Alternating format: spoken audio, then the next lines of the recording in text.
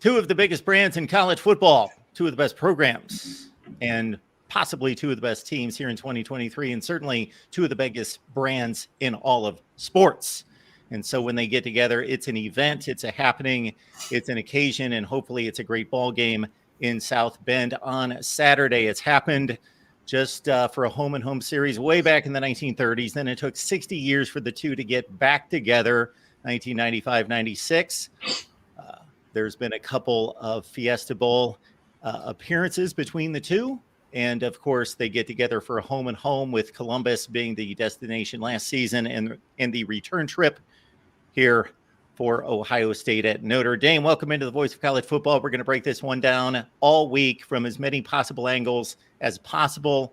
If you arrive at kickoff on Saturday night at 7:30 Eastern time and don't believe that we've hit on everything, that we haven't maybe done our job, because we're going to do our very best to hit on all the angles concerning this matchup historically, and most importantly, what's going to happen on Saturday. So this is the first of many here at the Voice of College Football. We appreciate Nathan Urbach being here. He's covered Notre Dame football for a long, long time and has joined us on many, many occasions to break down the Irish. So one of my go-tos concerning Notre Dame football. Nathan, how you doing today?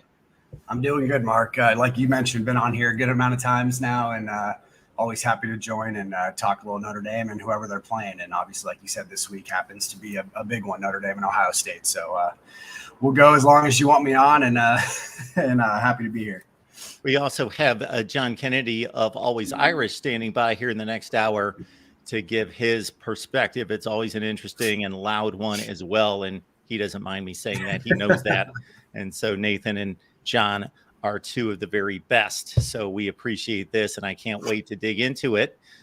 We could wait and see how long it would take us to name Sam Hartman in this conversation, but we might as well just cut right to the chase and start with that guy, because he is the major difference between what Notre Dame football is on the field in the first four games, but I think even more so potentially what it is against the elite teams on the schedule versus what Notre Dame football has been over the last 10 or 15 years. Whoever you want to place in that best quarterback category, I would go back to Brady Quinn as probably the best quarterback now that Sam Hartman has taken the field. Maybe it's Jimmy Clausen. Ian Book certainly had a nice run, but wasn't that guy. So your thoughts about Sam Hartman, what he's brought to the field, and maybe some other growth aspects and development of this passing game that we could see the rest of the season? Yeah, I mean, not much more I can say, outside of what you've already said yourself, but, just a different element. Like you mentioned, we haven't really had, Notre Dame hasn't really had a quarterback like Sam Hartman that can push the ball down the field since, I'll probably say Deshaun Kaiser, or at least early on Deshaun Kaiser. But from a consistency standpoint and someone that you could really trust to go win you a lot of games, it was either Clausen or Quinn. And I know obviously the Clausen years weren't, great for Notre Dame in general. I think they had maybe one good year with him, but the offense certainly wasn't lacking. That was maybe for some other stuff, right? But and then if you just look at it from last year's team, I know that Notre Dame and Ohio State played week one last year, and you can, sometimes week one is hit or miss in terms of what a team's actually going to become.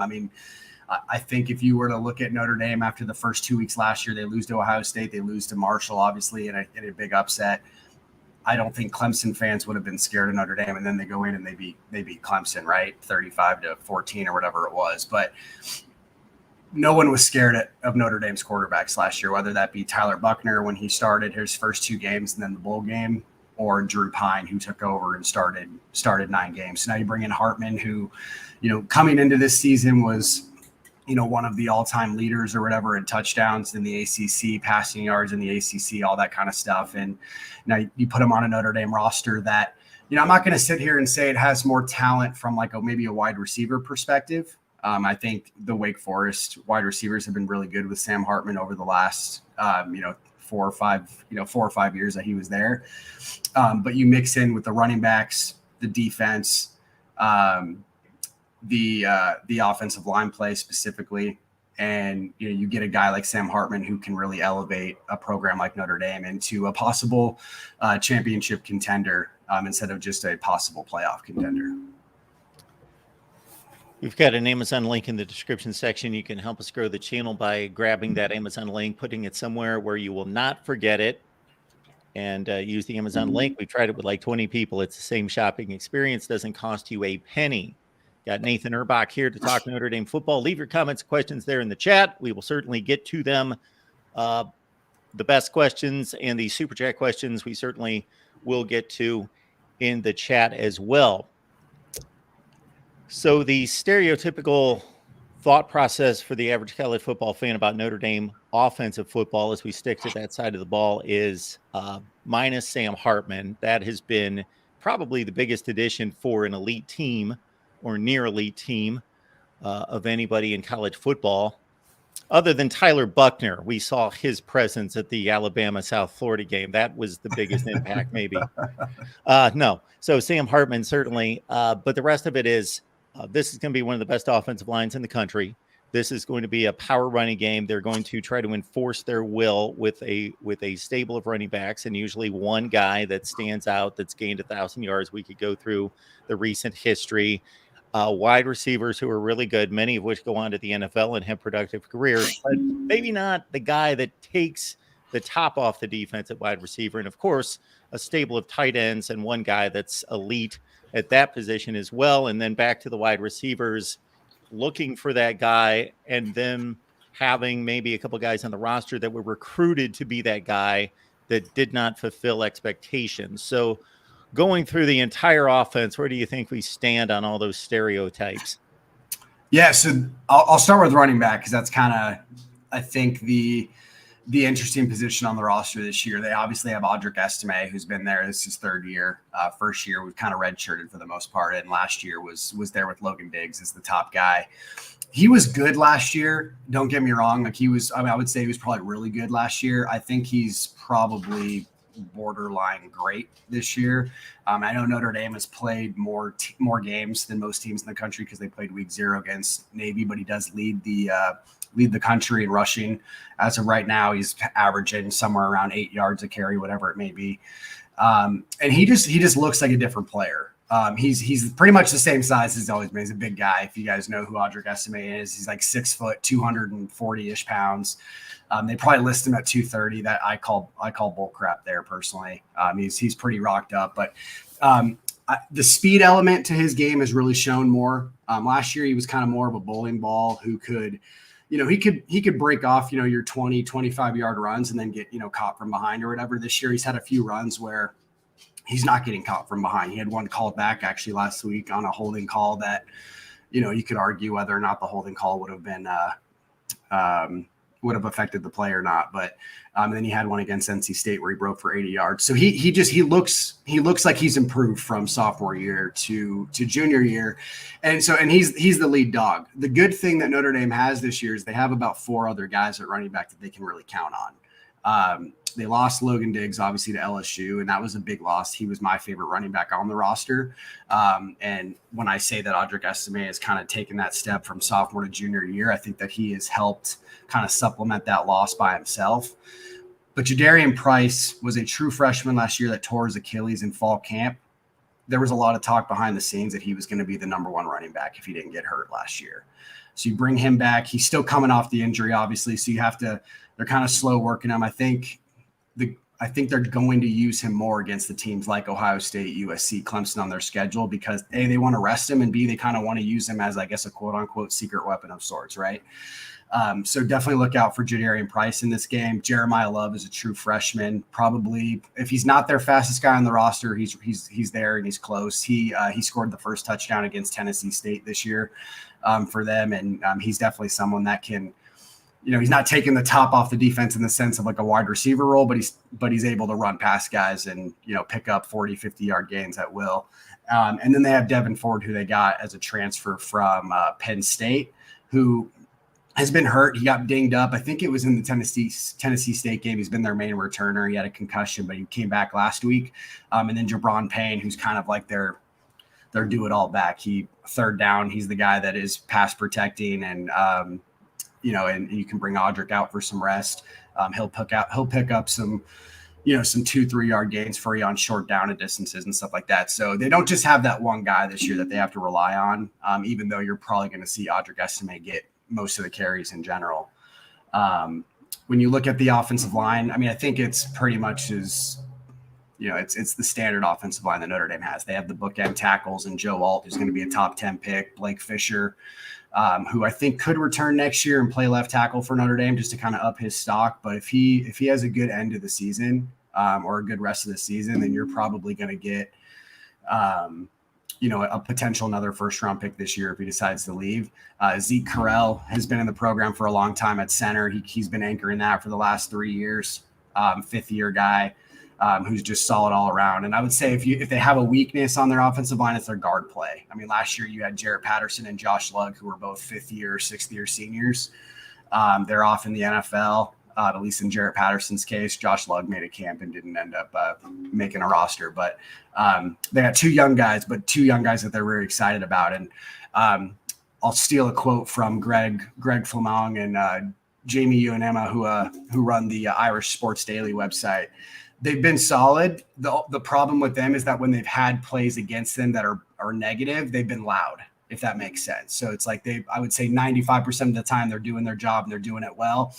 But the 5%, you tell when it happens. So if they can limit that a little bit against Ohio State, that would be obviously a big factor. If you're not seeing those plays outside of the film room or something like that after the game's over, that would be huge for their offensive line. And then the receiving core, and I know I've been talking here for a little bit, Mark, so I apologize. But that's why we've got you here, Nathan. I can talk all week. Yeah, absolutely. But the wide receiver core, they don't have a Marvin Harrison Jr. I'm not going to sit here and try to sell anybody the fact that they have maybe like that true number one. Marvin Harrison Jr. is probably a generational type level receiver. But even if you were to look at maybe a school like Washington, who has maybe 2 or 3 guys that are just really, really solid players, and McMillan, you have Roman Duze. I don't even think they have a guy of that caliber per se. What they do have is a lot of guys you have to account for. I think they probably have a number one in Jaden Thomas, but when I say number one, it's just that he's their number one. He's not, I wouldn't say he's a number one on a lot of teams that are, in the top 10 to top 15, but they have a lot of guys that do different things and can be, and like I said, you have to really account for them because they're not scrubs. They're going to get open. They're going to make plays, but they're not going to maybe have that huge game where they take over like a Marvin Harrison Jr. would and have, 10, 12 catches for 200 yards and 2 touchdowns when you really need it. They're going to spread the ball around. They're going to spread the ball to their tight ends. And I'll kind of lump the tight ends with the receivers in that aspect because Holden Stays, I think, has 4 touchdowns already on the season. Their most before Michael Mayer last year was 6 in a season, and he already has 4. So obviously another quality tight end there. But no, I mean, you got Tobias Merriweather and Chris Tyree who can take the top off the defense if need be. I think they showed that a little bit against Central Michigan. Which I actually wanted to get into here once we have a second. I think that was a good thing that they showed on Saturday. But other than that, no, there's a lot of guys you have to account for, and you can't necessarily just leave one wide open or something like that because they'll make you pay for it.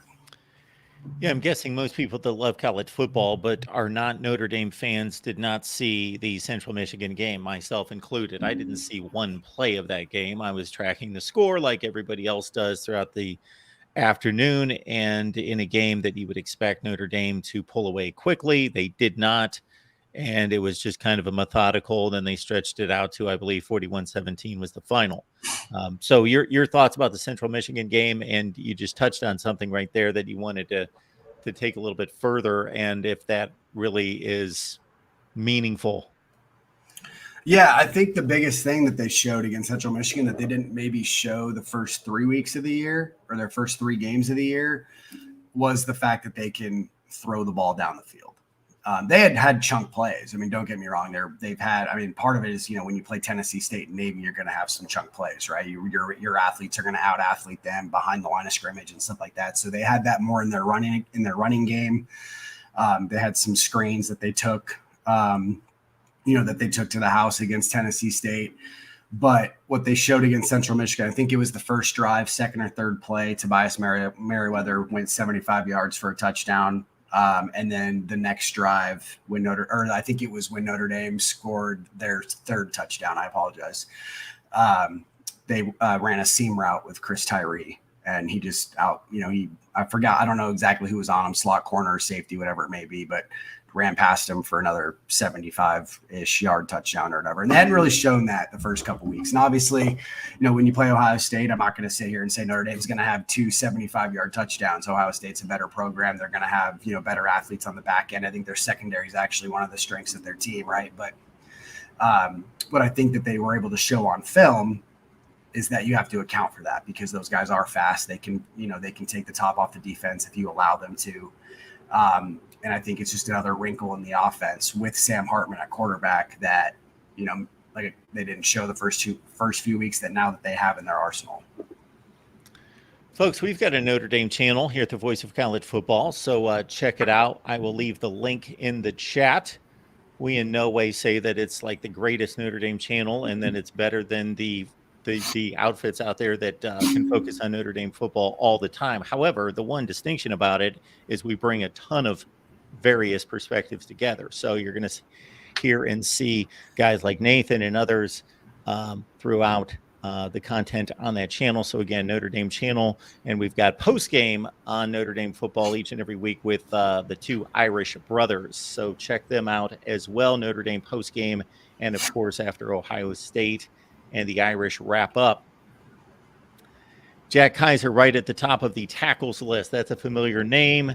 Javonte Jean-Baptiste, a familiar name to Buckeye fans, and on down the line, Cam Hart, one of the best secondary players in all of college football. So how's the defense looking thus far?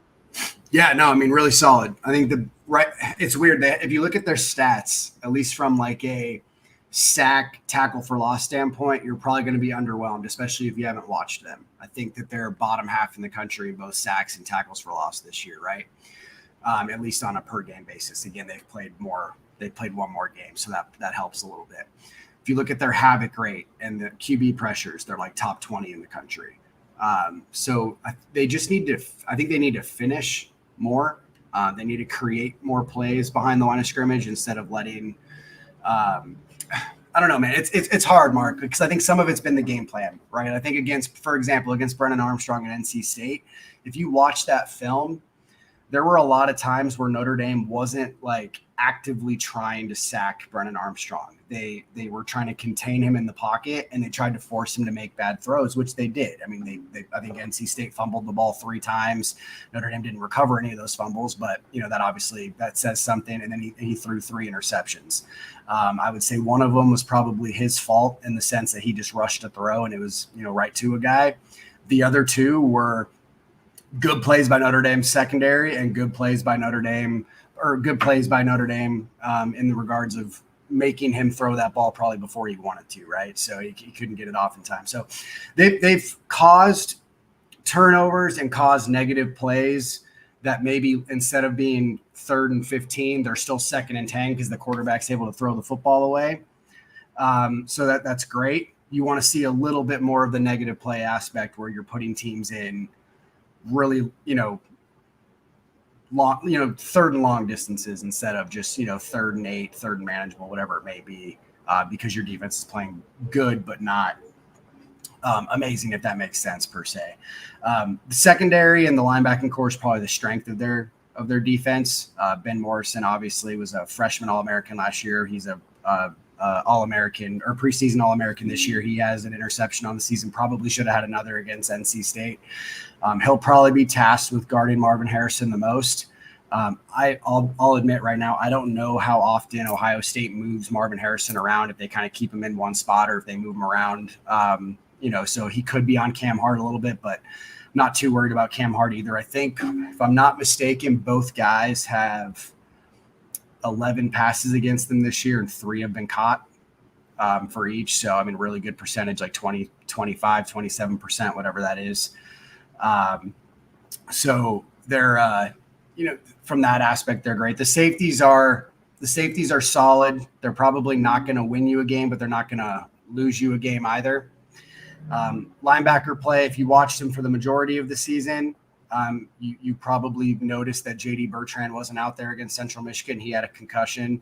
And I think that there was a little bit of an issue, at least early on in that game, with the linebacker play, because as good as Jack Kaiser and Maris Leofau are, they're not used to running the defense from getting everybody lined up and different things like that. And kind of the same thing goes for DJ Brown. DJ Brown missed that game as well. And he's their 6th-year safety who, again, not necessarily their best player, but he's kind of in charge of getting everybody lined up and different things like that on the back end. So you lose those 2 players against Central Michigan, you're probably going to have, a quarter or 2 to just kind of adjust in that aspect. And you're going to play some younger guys who are talented, but maybe haven't seen the field as much. And,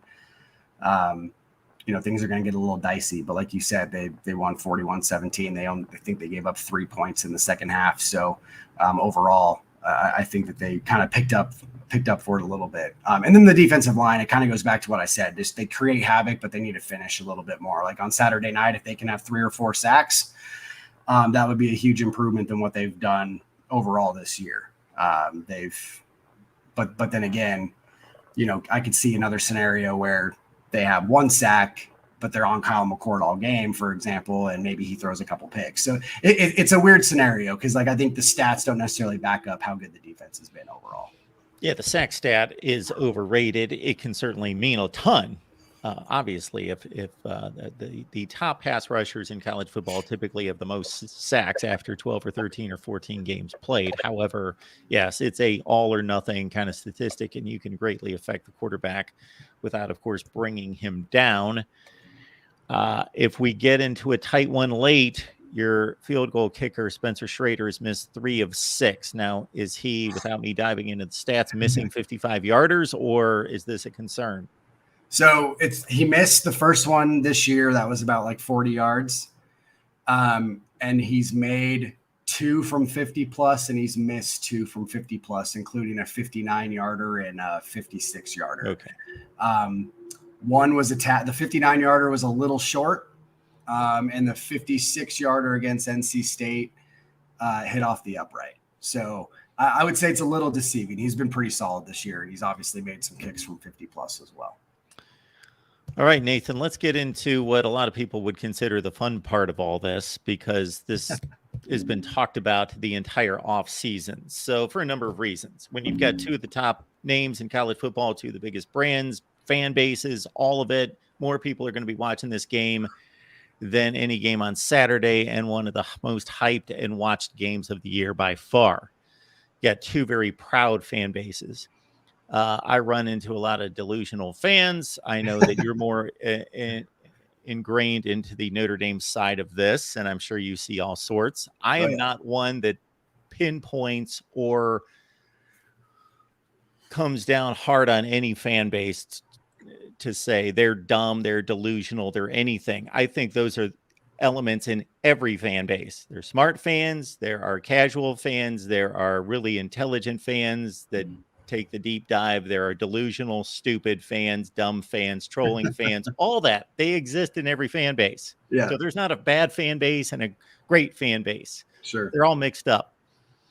Now, the Notre Dame people that watch me, of course, they probably like to poke me a little bit. That's probably part of it. And then also some of it's just crazy talk. Like, right. And I understand it. And I think the same thing happens to Ohio State fans. If there is a team that they are going to face, let's say it's Alabama, that's had the best of them historically or recently, but you have this pride in you that you want your program to be number 1. You have a case for them being number 1, and Ohio State has that case over the last 15 or 20 years. Then you're going to take exception to that. And every fan base and every individual fan is obviously going to slant the argument way in their favor and take all the facts that support their argument and then disregard what doesn't. Now, I will attack some of the Notre Dame fans just because it's easier, because Ohio State's just been flat out a much better program. That's not debatable. Sure. Like that's what's funny is when something's not debatable, I think that people take this as a personal attack, or it's an attack on their character. You can't control your team's wins and losses, folks. Do not take this as like, your own personal value is attached to your team's win-loss record. They're completely, this doesn't make you a good person or a bad person. You're fine. You root for a team. If they lose, if their coach cheats on his wife and does something wrong, you can't control that. It's not your fault, so you're fine. But at the same time, Ohio State fans come back with all the recent historical evidence, and that's not going to come into play on Saturday. They're going to line up as two different football teams, somewhat similar to what happened in 2022 in regards to the teams that came on the field, and in some ways very different to the teams that lined up in 2022. So, what's come across your plate in regards to this back and forth? Because, again, I think when any two great programs get together, there's going to be a little vitriol. But I think there's a certain element here because these two programs are right at the top historically, and they're close in geographic proximity. And Notre Dame could be playing in the Big Ten, but they're not. But they're in the heartland, right in the middle of Indiana, and have rivalries with other Big Ten schools. Now, this has been kind of more of a rivalry off the field than on the field. So there's a lot involved there between two proud fan bases. Yeah, I guess first and foremost, one of my favorite things is when I hop on Twitter and I see one of your tweets about like how fans are dumb or whatever. And I'm always like, oh no, what was said on Mark Rogers' show today? Because I always see like the Notre Dame one. I think I quote tweeted one of your tweets a few weeks ago, trying to defend Notre Dame fans a little bit, but also not defending them a little bit as well. Because like you said, I mean, there are some bad fans, there are some good fans. But I guess fans nonetheless, right? And then, one of the comments you mentioned about Ohio State being a better program than Notre Dame. And I think what some people don't like to picture when someone says that is that there are tier systems, right? Like the top 5 can be significantly better than number 6. And I think most people would agree over the last, I would say like 5 to 7 years, Notre Dame has probably been comfortably a top 10 football program, right? If you want to argue that they've been 6, if you want to argue they've been 10, whatever it may be, it doesn't mean that let's just say they're number 8. It doesn't mean that they're close to number 2, right? And I think that's where sometimes when someone says, hey, Ohio State's a significantly better program than Notre Dame over the last 30 years, it doesn't mean Notre Dame's number 50. It just means that they're not on Ohio State's level. And so just to clarify your comment a little bit further, that's what I run into a lot when I try to tell someone, hey, Notre Dame's a top 10 team. They're like, no, they're not. And I'm like, I didn't say they were number 1. I didn't say that they were number 3. I said that they were top 10. So there is a difference there. And I think sometimes it just doesn't get clarified maybe as much as it should. But yeah, with this game specifically, I think it's really going to come down to Sam Hartman. I tweeted this yesterday. Last year's game what was it? I think Notre Dame was either up or tied with Ohio State going into the fourth quarter, or like really, really close to the fourth quarter, right? It was like 10-7 or something like that, or 10-10. And they had Tyler Buckner at quarterback. Now, if you would have asked me last year, I would have said that's a good thing because I was a Tyler Buckner fan. I was hoping that Tyler Buckner was going to be the next great Notre Dame quarterback. I had high hopes for him, right? Obviously has not come to fruition. I think some of it's, fault to his own. Some of it's probably not fault to his own. Injuries and different things like that probably haven't helped him develop the way he could have. That's exactly why Notre Dame brought in Sam Hartman. They knew going into this year, they had a roster that could potentially compete for at least a playoff spot. They had a schedule where if they had a good record with that schedule, they're going to get into a playoff spot, right? If they win, obviously if they go 12-0, but even if they go 11-1 and you beat both, let's just say they win their home games and they lose at Clemson, they're probably going to make the playoff just because they went 11-1. They beat Ohio State, they beat USC, they beat a couple other good teams on their schedule, and the only loss they had was at, obviously another really good program in Clemson. You're probably not getting that if you're rolling out the same Tyler Buckner, Drew Pine, potentially Steve Angeli this year. You needed a guy like Sam Hartman to come in. And there were some other guys that they were looking at, but once Sam Hartman essentially entered the portal or was going to, or it was perceived that he was going to enter the portal, because I do think there were some things behind the scenes there. I'm not going to lie about that, where it just was too easy, and they had to, they had to jump on that. And I think if there was nobody there to jump on, they potentially would have tried to go with Tyler Buchner and see if, hey, a full healthy season of him, what happens, right? But we'll see what happens, because I think that's the reason Sam Hartman's here, right? Is to potentially win a national championship. Nathan, you started watching college football when?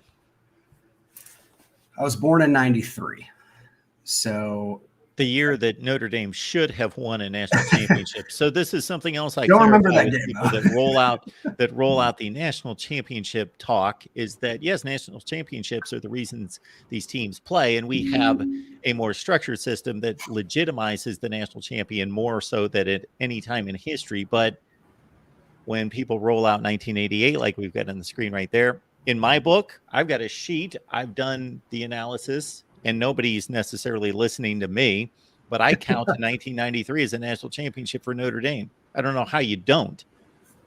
They had the same record as Florida State. They beat them head to head. How are they not the national champion, or at least a share of a national champion? I don't know. So anyway, so 1993. Those were weird back then, right? Oh, there were a lot of weird ones. Yeah, all sorts of weird. It's hard to. Don't make any sense. Yes. Yeah, most of my era is the BCS era, where at least you had two teams and they battled it out, I guess, right? But if you start claiming national championships, it gets a little crazy. Yeah, so you probably started watching around 10 years old, something like that. Yeah, I would say that what the first couple of years I remember were probably like the Justin Tuck, Julius Jones. Oh yeah, that era of like the early 2000s. Yeah. And so I wondered this about Notre Dame fans, because conference championships used to mean a lot. Like, they used to mean practically what a national championship did. Because again, when I grew up, and I'm dating myself significantly, but we'd go to bed on New Year's night and you wouldn't even know who the national champion was. You would guess probably is going to be Texas or Alabama because they were this and then they won, or maybe they could vote for them. Then you'd get up the next morning and you'd open the newspaper and find out who won the national championship because there was a vote overnight. Right. But so conference championships were huge. If Ohio State won the Big Ten championship, went to the Rose Bowl, successful season. Yep.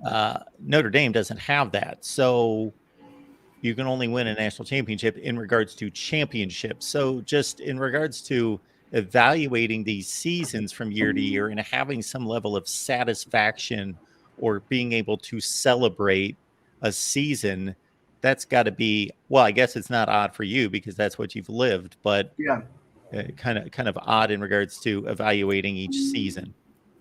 I think, and this is just how I do it. Obviously my dad was a big Notre Dame fan. He had a very similar mindset to you in that aspect of it, for his other sports, like big Chicago sports fans. So like he always talked about with the Cubs, and obviously they never really did it, but he was like, you know what, if they just win a pennant, I'm happy, right? They don't have to win the World Series. They won their league. And so kind of a similar aspect where it's like, okay, you win your conference. That's a huge accomplishment. The way I like to view it from a Notre Dame standpoint is, are you beating the teams on your schedule that are not only are your rivals, but are like the best teams on your schedule. So this year, if they go 9-3 and all three losses are against Ohio State, USC, and Clemson, that's not really a successful season, right? It's just you're at where you've kind of been, or maybe even a little bit below where you've been, because previous years you have maybe gone 10-2, 11-1, and beat one of those teams, lost to one of those teams, whatever it may be.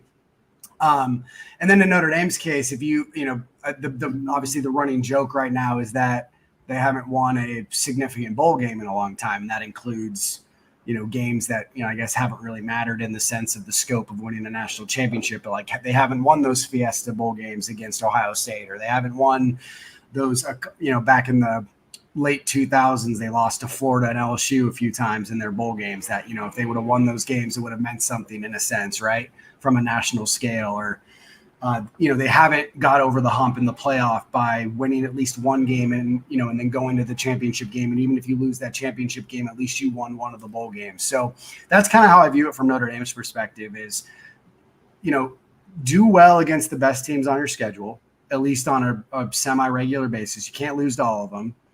And then when you get to a bowl game, I know even though they're, quote unquote meaningless now, if you get to a bowl game that is in that aspect, you got to win one of them, because then you kind of start shutting people up a little bit. Right. And then I mentioned the college football playoff. Go to the college football playoff and win a game versus showing up and doing what pretty much everybody else has, minus about 4 teams, and, and actually maybe making it to that championship game. And, hopefully it's a good game from there. So you pretty much answered my question about 2018, whether that was a successful season and how you walked away from that one.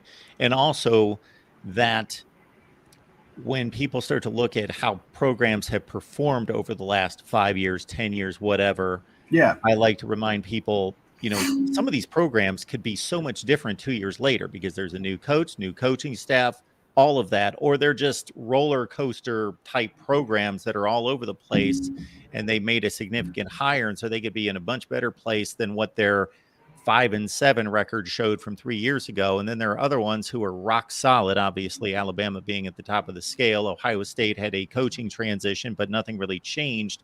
So they'd be at the top of the scale. Clemson, of course, with Dabo Swinney. Now with Notre Dame, we will see how the results follow Marcus Freeman.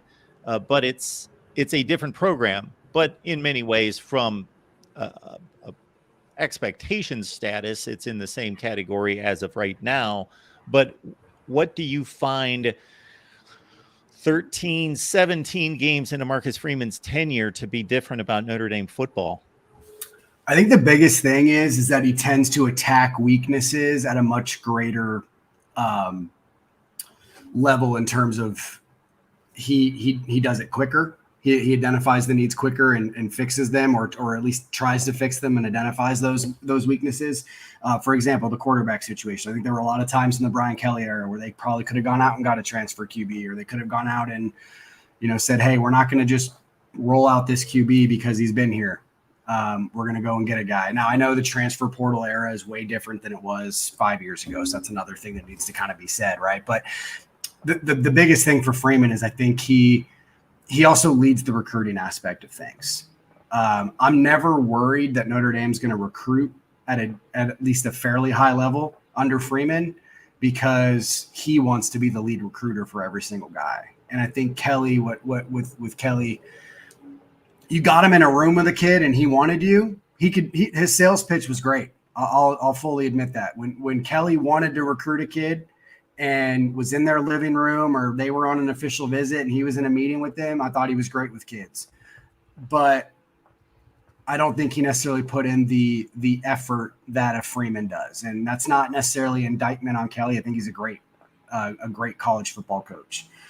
But I think there are people that love recruiting, and I think that there are people that are kind of just, they recruit because they understand that that's part of the job. And you can tell that Freeman loves it. So that's probably the biggest one. But getting back to just the weaknesses aspect, just if you look at what Notre Dame did in the portal this year, everybody said their safeties were a weakness. They went out and got 2 of them in the portal. Everybody said quarterback was a weakness. They went out and got, obviously, Sam Hartman, who was probably the best, the best QB in the transfer portal, right? Everybody said that their wide receivers were suspect. The guy didn't end up working out for Notre Dame. He actually ended up retiring. I think he had an injury in the spring and retired. But they went out and got a Virginia Tech transfer at wide receiver. So it was the attempt, right, that was there. The way he attacks the coaching staffs. Dylan McCullough, who might be the best running back coach in the country right now, outside of potentially the Ohio State running back coach, right? And is it Tony Alford still? I forget. Yes. Yeah. So, I mean, obviously Alford was at Notre Dame, was a terrific guy at Notre Dame as well. And he's been at Ohio State for a long time. And I know Ohio State fans usually love him, at least from a recruiting aspect. Dylan McCullough, the second he leaves Notre Dame, their recruiting is probably going to go downhill at running back because he's just that good at it, right? So I think those are the biggest things, is he attacks weaknesses with a sense of urgency, and he identifies coaches around him that have the same philosophy and want to get to the same area that he wants to get to. And I'm not saying national championship, because obviously every coach in the country will tell you they want to win a national championship, but they all think the same and they're on the same page. And I couldn't always say that about Brian Kelly's staffs. Talking Notre Dame football, we got Nathan Erbach here, and we want you to join Nathan on Twitter. It's easy. There's his Twitter handle, Nathan Erbach. Underscore about on there. Is there an underscore? My bad. Yeah. No, underscore good. In between. See, I've even screwed up the easiest Twitter handle in history. So, hey, Mark, I actually did have something I wanted to bring up, and I want sure. When did you have Kevin Noon on? I saw this flick running around. Well, I've got Kevin Noon on every Wednesday. We do a Ohio State live stream with Kevin Noon and 2 other Ohio State media. Got it. Okay. So I saw the quote, and I think you know what quote. No, I really don't know, because Kevin Noon, anytime Notre Dame is brought up, he basically says Ohio State's going to blow them off the field. Okay. All right. So I would love to have a conversation with him. And okay. hopefully it wouldn't be a troll conversation, because I don't know. I honestly didn't know who he was until I saw the quote. But the one thing I wanted to say is I think it speaks volumes to a guy's knowledge of a roster when he says, okay, I know what you're talking about now, but I can't recollect it. But now I know, because I know that you responded and others responded to.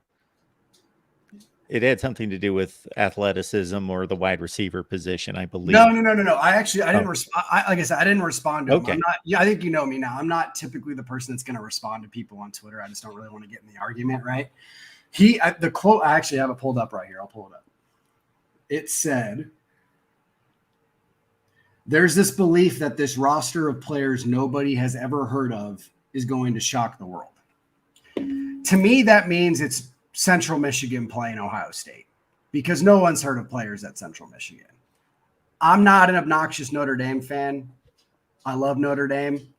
Like you said when we first started, that Notre Dame and Ohio State are both big time historical programs. Notre Dame has plenty of people on their roster, plenty of athletes on their roster, plenty of past athletes in general.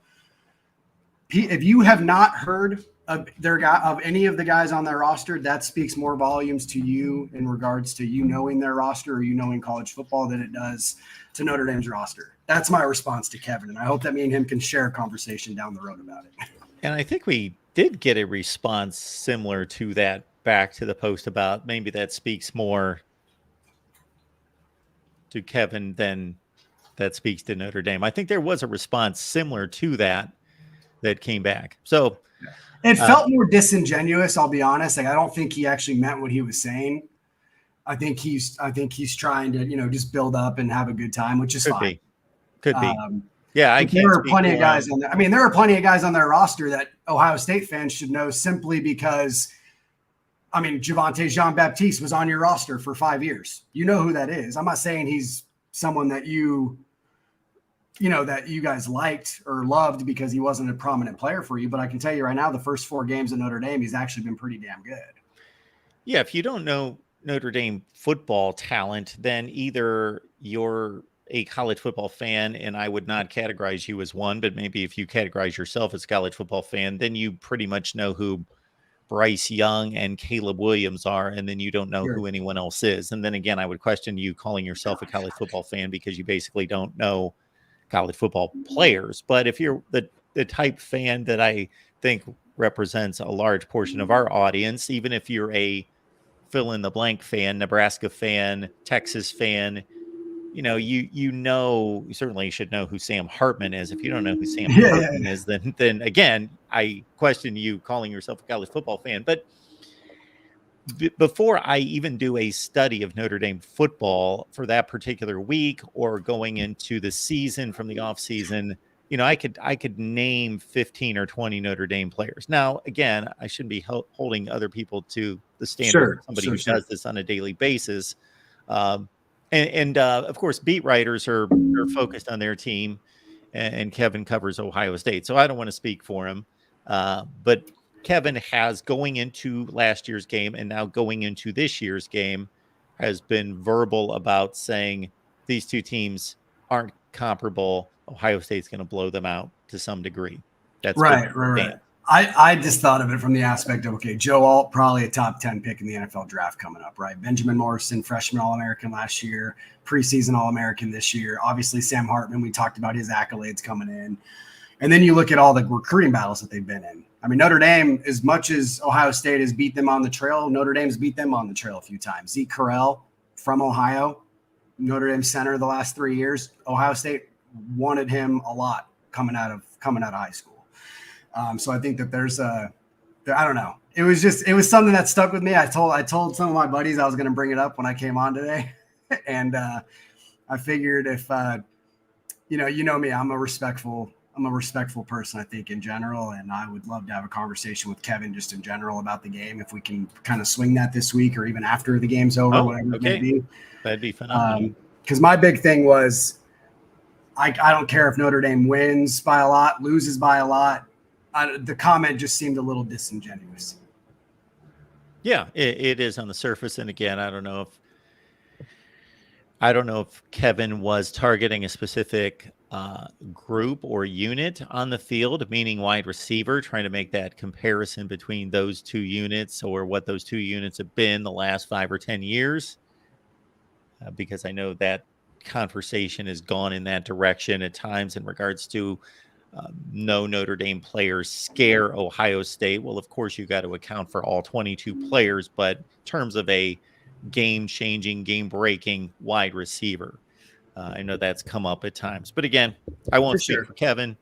We do our Ohio State show. Notre Dame fans, you can show up. We do our Ohio State live show every Wednesday at 11 a.m. Eastern time, and we will have Notre Dame representation on the show. I apologize. I don't know exactly who has been booked for that, but it's a Notre Dame beat writer of sorts, media person, and so that will be coming up on Wednesday. But I will do my best, Nathan, to get corral Kevin before or after the game. It would be much better before the game in a sense, although we could certainly do a recap on the game as well. And I want to clarify that too. Like I've seen some chats come in. I'm not saying that Notre Dame and Ohio State are on par when it comes to like a recruiting aspect or talent level standpoint. I think that over the last 5-6 years, Ohio State has recruited at a higher level than Notre Dame. I'm just strictly talking about the belief in the roster. The exact quote was, "There's this belief that this roster of players of nobody has ever, or sorry, there's this belief that this roster of players nobody has heard of is going to shock the world." That's where it was a little disingenuous. I'm not saying that Notre Dame is on par with Ohio State from a pure talent recruiting level perspective. Well, at this point, I don't know that this game in any such way would shock the world unless somebody won it 50-0, because Notre Dame is certainly through 3 to 4 games played on each side, although Ohio State broke out in this last game. And this is the issue that we run into in evaluating these teams this early in the season, especially, is there's this constant argument of, well, they beat them. Okay, now we question, how good are they? That, there's one significant Notre Dame win. It was against NC State. Okay, various opinions about NC State. Is this like a really good team? Well, once Notre Dame beats them by 3 touchdowns, and they're not such a good team because Notre Dame beat them by 3 touchdowns. Or is Notre Dame really that good and NC State's a top 25 team, or are they more like a top 40 or 45 team? Yeah. We know it goes back to that tier system I was talking about. What's that? So it just goes back to that tier system I was talking about. You can be number 8, but it doesn't mean you're close to number 1. You can also be number 8, and it doesn't mean you're close to number 11. Yeah. So absolutely. Nathan, I want to respect your time. You can certainly jump off at any time. We got John Kennedy coming, but you are welcome to stay and continue the conversation. I can chop it off with John for a little bit if he wants. Oh, that'd be great. That would be great. Yes. I'll go back until we find some questions or comments there in the chat that you want to highlight or that I see. What you referenced earlier was, I got somewhat amused. I've always some combination of amusement and frustration, annoyance at people's comments that don't know what they're talking about. And so then I go on some kind of rant from time to time on Twitter. And so I went on a run of calling out dumb fan base of the day. And I did that to Ohio State too. I said, you're the dumb fan base of the day. And it wasn't like I ever responded to one person, and because one individual said something stupid, they're suddenly a dumb fan base of the day. And obviously, I'm not hearing back from 10,000 people. So, but when there's a collection of 10, 12, 15 people that I see, then I'm like, okay, dumb fan base of the day. There you go. And it's been Florida State, it's been Miami, it's been Ohio State. I think Ohio State's issue one day was that after the NFL draft, Jalen Hyatt was selected in the 4th or 5th round, the Tennessee wide receiver who won the Biletnikoff Award. And so then there was just this litany of social media barrage from Ohio State fans that this proves that he should not have won the Biletnikoff Award. Well, to me, that's completely irrelevant and separated from the awarding of any trophy in college football in terms of where you were drafted. That has nothing to do. It doesn't confirm it, verify it, anything. The merits of what you did on the field should equal the award, not where you were drafted. Yeah, I mean, and you put it the other way around. There's been plenty of Heisman Trophy winners that have probably been drafted way too high, and it's shown at the NFL level, right? So, sorry, sorry, Mark. Notre Dame just landed a big commitment, so I'm getting blown up here. Well, share with us. 2025 QB Deuce Knight, who is a top 100 player on a few websites, and then supposed to be in for the Ohio State game this weekend. They had a guy named Bear Bachmeier who was on campus this past weekend, brother of Hank and brother of Tiger Bachmeier as well. But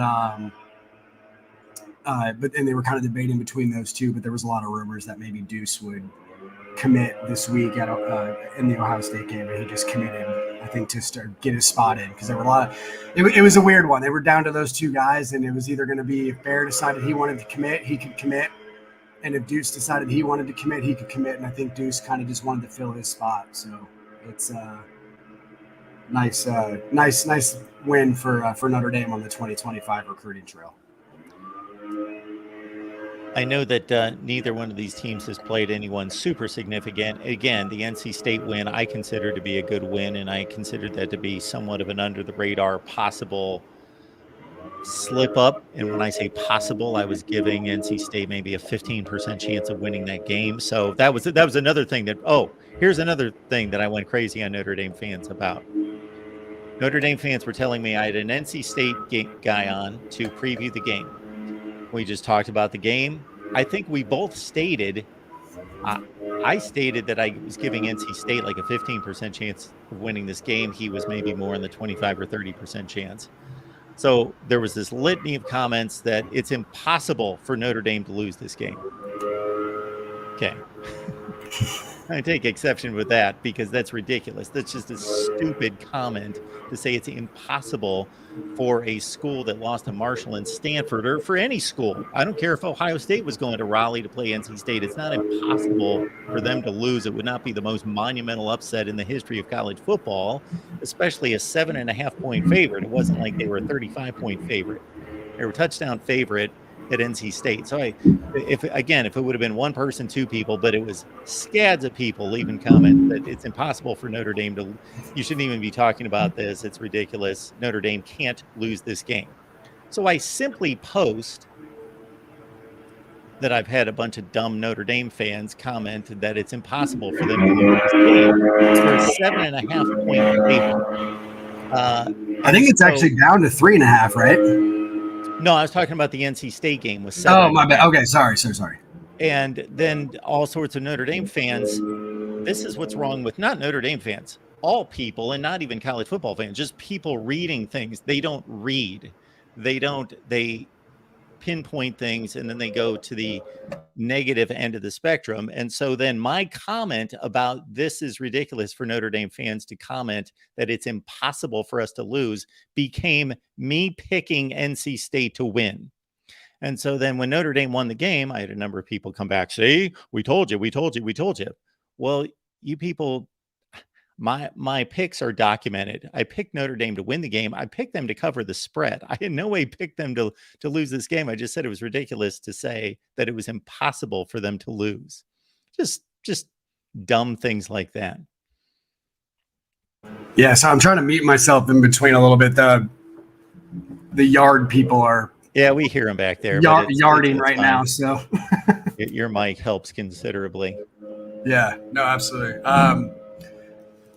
But no, I mean, I agree with a lot. I mean, I think it was Ohio State? Didn't they lose to Virginia Tech the year they won the national championship, like in 2014 or whatever it was? They did, in fact. And I will tell a very brief story because we got John Kennedy popping on right now. So this is going to be awesome. So Ohio State's struggling against Indiana. I get the litany of comments about how, we're throwing dirt on the grave, basically, because there's no way this Ohio State team can achieve anything because they can barely beat Indiana, barely by 20 points, by the way. We're never threatened in the game. And just reminded people, and I went through history and went through dozens of examples, and obviously the tweet can't be long enough, so I stop at some point to say all these teams either struggled or lost to marginal teams and recovered to win or play for national championships. So you know what the overreaction is on all these games. So here we go. John Kennedy, always Irish. Look at this guy. Hey, is there anything going on this week of interest? Anything we want to discuss? Is there any we're news? Bringing you on to kind of spice things up because we got nothing to talk about, John. I'm telling you guys, it's nice to be with both of you. Good morning. And this is a week that both sides of this have been waiting for literally years. This has been circled, and it's just, you could feel it. It's Monday morning already, and you could feel it building. This is what we live for, all of us college football guys. Like, these are the weeks, man. And it's just great. This energy's great, and we're gonna find out the real deal here in a handful of days. I'll get this out of the way, John, right out of the gate. Always Irish. It's a must destination, folks, here on YouTube. Always Irish. Whether you love Notre Dame, hate Notre Dame, whatever in between. Very few in between, I believe, if you're truly a college football fan. So get on over there, check out John's work, talk it up with John. It's always a great time. He knows his stuff, and he is.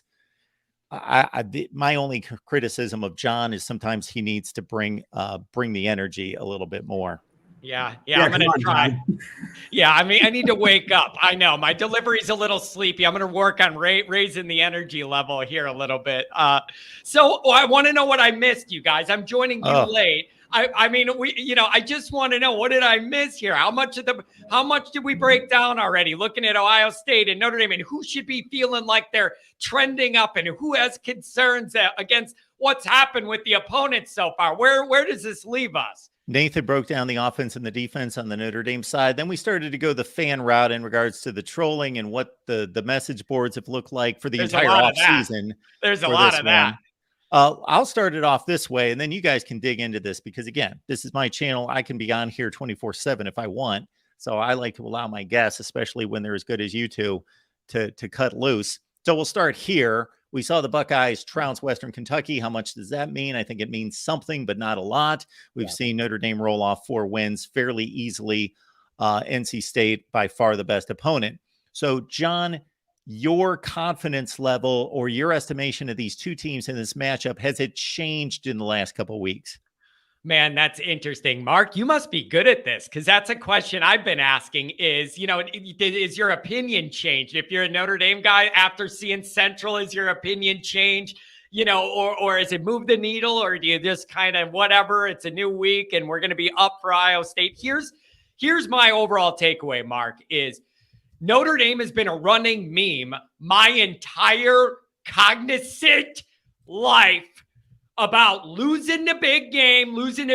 My entire life, it's been a narrative, and it's an accurate one, and we're all sick of it. Now, Why is it different this year? Notre Dame's built a little different this year. Notre Dame's bringing a quarterback into one of these environments people actually feel good about instead of cringing and going, what bad's going to happen next? It changes everything when you feel like you have a quarterback who could keep you in one of these games. All of the last years with Kelly and last year with Freeman, it was, you better block 2 kicks and get a pick 6 to keep us in the game. You got to look at it differently. Just Hartman's presence alone means this game's going to look different than all those other recent big-time Notre Dame games. I don't know whether that means Notre Dame's going to win or not, but it means that it's a different kind of game playing Notre Dame this year with that dynamic. Nathan, do you agree? I just think that is where you got to start, that it changes the calculus right away. Yeah, I mean, that's kind of what I said the first thing I said when we hopped on. Is actually Mark brought it up. He goes, I don't know if we should bring up Sam Hartman at first light, but we'll probably have to bring up Sam Hartman at first light just because it's the most important thing. And essentially my answer was Notre Dame brought in Sam Hartman to potentially win the big game, or to be the reason you win those big games. And so I don't see that changing. Yeah. All the big game stuff is real. Those are facts. It's just that Notre Dame entered all those games from way in a worse position than they're entering this one. That's my position. I'm not saying it guarantees anything, but Notre Dame feels like they're putting a quarterback out there that can run an offense to be more real world in an environment against an elite, a talented roster, which we do know that Ohio State has. Now, I mean, it's interesting. Notre Dame none of those games ended up being that close that Notre Dame played, but not all of them felt that way the whole time. And then you get into the games within the game. And how much do I want to nitpick some things I didn't like about Central Michigan, or whatever. And so then you get into all that nuance of like, what should you just throw away and go, we're through it and it's all a clean slate. And what are you holding on to from those first 4 weeks, either on the good or the bad? There's a lot of nuance there for both sides, Notre Dame and Ohio State. So I don't know if my opinion of this game or confidence has changed since Central. I think I admit I'd feel better if we won 56-3 or something and Hartman was out by halftime instead of getting his leg bent backwards in the third quarter, where I never wanted him to play anyways. I almost fell out of the stadium. I was in the top row in the upper deck because I want room to walk and stand. I'm not a good sitter, and I wanted to be able to stand. So I get the top row in the upper deck. My body convulsed when I saw his leg. I almost flipped over the stadium, and it was over. You keep that guy in one piece. I want to bring up something. A lot of people in the chat are talking about Marvin Harrison versus the secondary, and I think you're going to say Deuce Knight committing to Notre Dame. That came up in my chat too. Yeah. Also great. I brought that up a little bit right before you hopped on, and I talked about Marvin Harrison before you came on, John, and obviously terrific wide receiver, the best wide receiver in my opinion in the entire country. So he could absolutely be the reason that Ohio State just completely dominates Notre Dame, or is the reason that Ohio State wins. But it is a strength on strength, and I think that needs to be talked about because Notre Dame's corners, not necessarily their secondary as a whole, but their corners, is the strength of their defense. But Nathan, do you see how different this is? Look at the first 2 bullet points you and I have covered. One is Notre Dame feeling better about the quarterback situation, entering a big game, and then flipping it to defense. The first thing Nathan says is that we feel good about our guys on the back end. Those 2 things have never really been something you could say in any of these big matchups before. And again, it doesn't assure anything on the Notre Dame side, but it shows you that Notre Dame's entering this built differently than all those other moments. And that is a practical reason that is justifiable that Notre Dame fans are saying, I got a different feeling about how we're entering this one, because the team literally is structured differently. And that secondary, you got to have a good day. Make a play, tip a pass, jump a route. Like this is one of those environments. Whatever you could get. Now, Nathan, let me ask you this. What are your concerns or confidences about Notre Dame's ability to, 1, stop the run, and 2, be able to generate some heat on McCord when it's needed? Are you feeling good in those areas, or do you have some concerns there? Yeah, so I think I think the most important thing in this game is to stop the run. Because if you can stop the run and force McCord in the passing attack to be, I guess, quote unquote, one-dimensional, that benefits Notre Dame. Because as good as Marvin Harrison is and the rest of the Ohio State receivers and different things like that, if you can, let's just say you hold the Ohio State rushing attack to 2.83 yards a carry or whatever. Hypothetical here. Notre Dame doesn't have to sit there and put 8 in the box and do all those different types of things. And you can shadow a guy like Harrison. You can probably count on Ben Morrison to cover him one-on-one from time to time. Because that's the thing, is like everybody wants to talk about how Marvin Harrison is the best player in the country, but good corners can play against good receivers. So Marvin Harrison might get his from time to time on Saturday night, but Ben Morrison also might get his from time to time on Saturday night. Like it's not an insult to say, hey, Ben Morrison can cover Marvin Harrison, or Cam Hart can cover, Fleming or Abeka. You know what else too, Nathan? Ben Morrison is the type of dude that has like that gene in him of like, he's a guy who wants that national matchup. And Notre Dame has not had enough guys, especially on the back end, that like want that matchup, want the best guys in the country and want to be matched up on them and get physical and play that way. That's going to be exciting to see. Let me ask you about this, Nathan. How are you feeling about Notre Dame's ability to run the ball? Because you want to talk about Hartman and we don't have the most proven wide receiver room. You got to kind of spread the defense out a little bit. And the best way to do that is to run the ball. What do you anticipate? Do you think Notre Dame's going to be able to build some running lanes to loosen things up? Or is this going to get tough and we're going to learn that O-line, we like the tackles, but maybe inside that's not as good as we thought? What are you expecting to see there? Yeah, I feel better than last year going into the game. I'll say that. Yeah. Last year going into the game, you had a lot of unproven a lot of unproven players at the running back position, at the quarterback position, whatever it may be. Obviously we knew Buckner could run the football, but we all kind of like the same thing. If you can't pass, it's hard to be a good running quarterback as well. Yeah. Against a team like Ohio State. So, and then you had Logan Diggs and Audric Estime, who hadn't really been the dudes, right, at a running back position yet. And now this year you have Audric Estime a full year under his belt. I was telling Mark before you hopped on, I think Audric Estime right now is like, he was good last year, and I think Notre Dame fans probably even overhyped him a little bit, but he has more than backed up that hype so far this season. And I think he's gone from a really good running back to a great college running back this year. So I have confidence that he's going to be able to pick up yardage.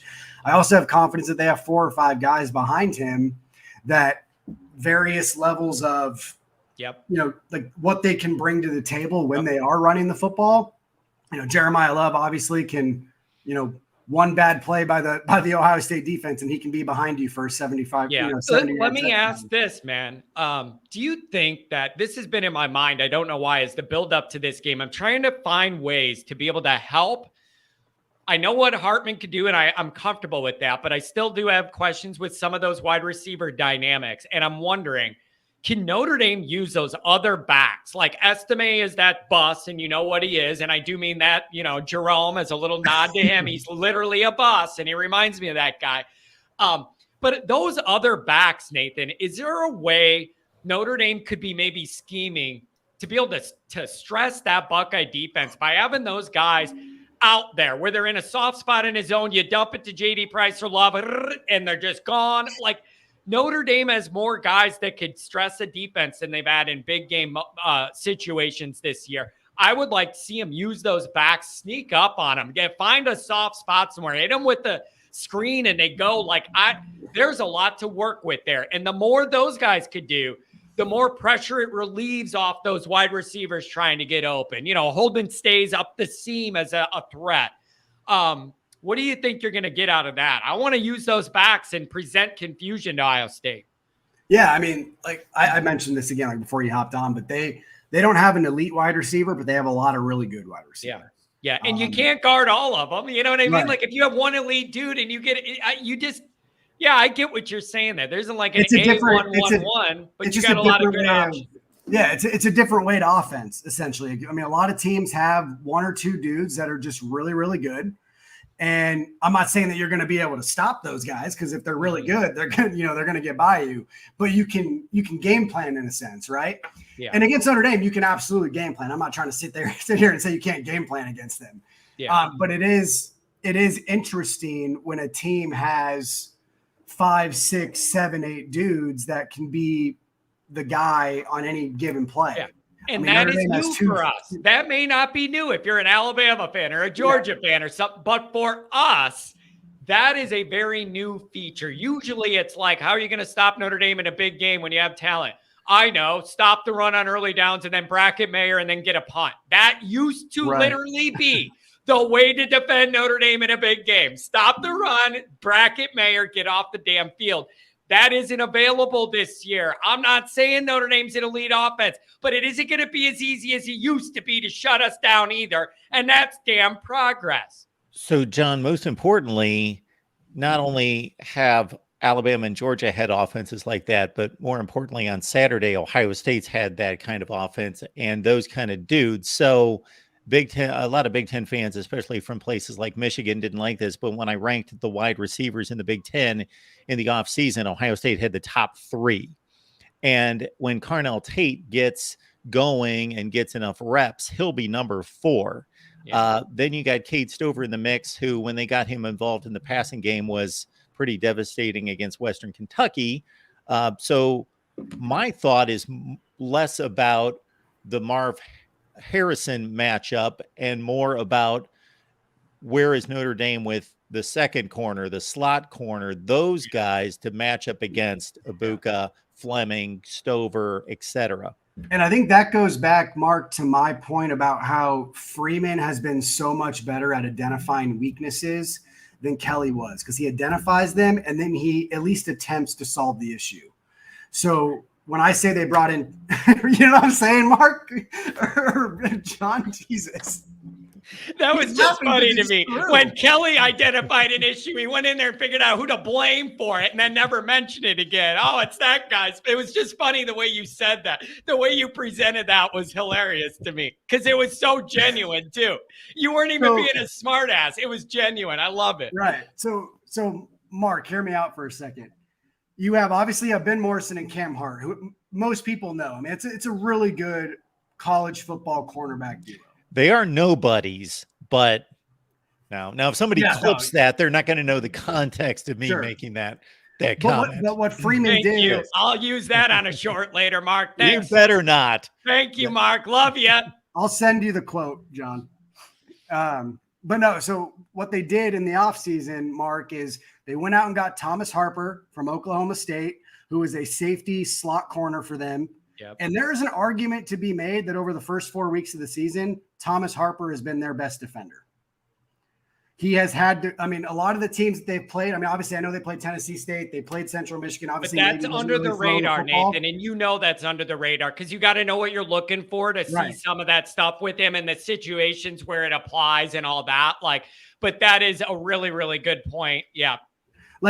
Notre Dame has confidence that Thomas Harper can guard your slot receiver without needing the help over the top every single time. Now, obviously, you're always going to give your guys help when the situation calls for it.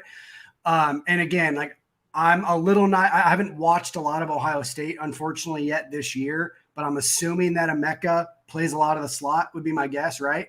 Mm-hmm. I'm not saying that Emeka is not going to win against Thomas Harper. He probably will. And if he has a big day, then people are going to be on Thomas Harper, right?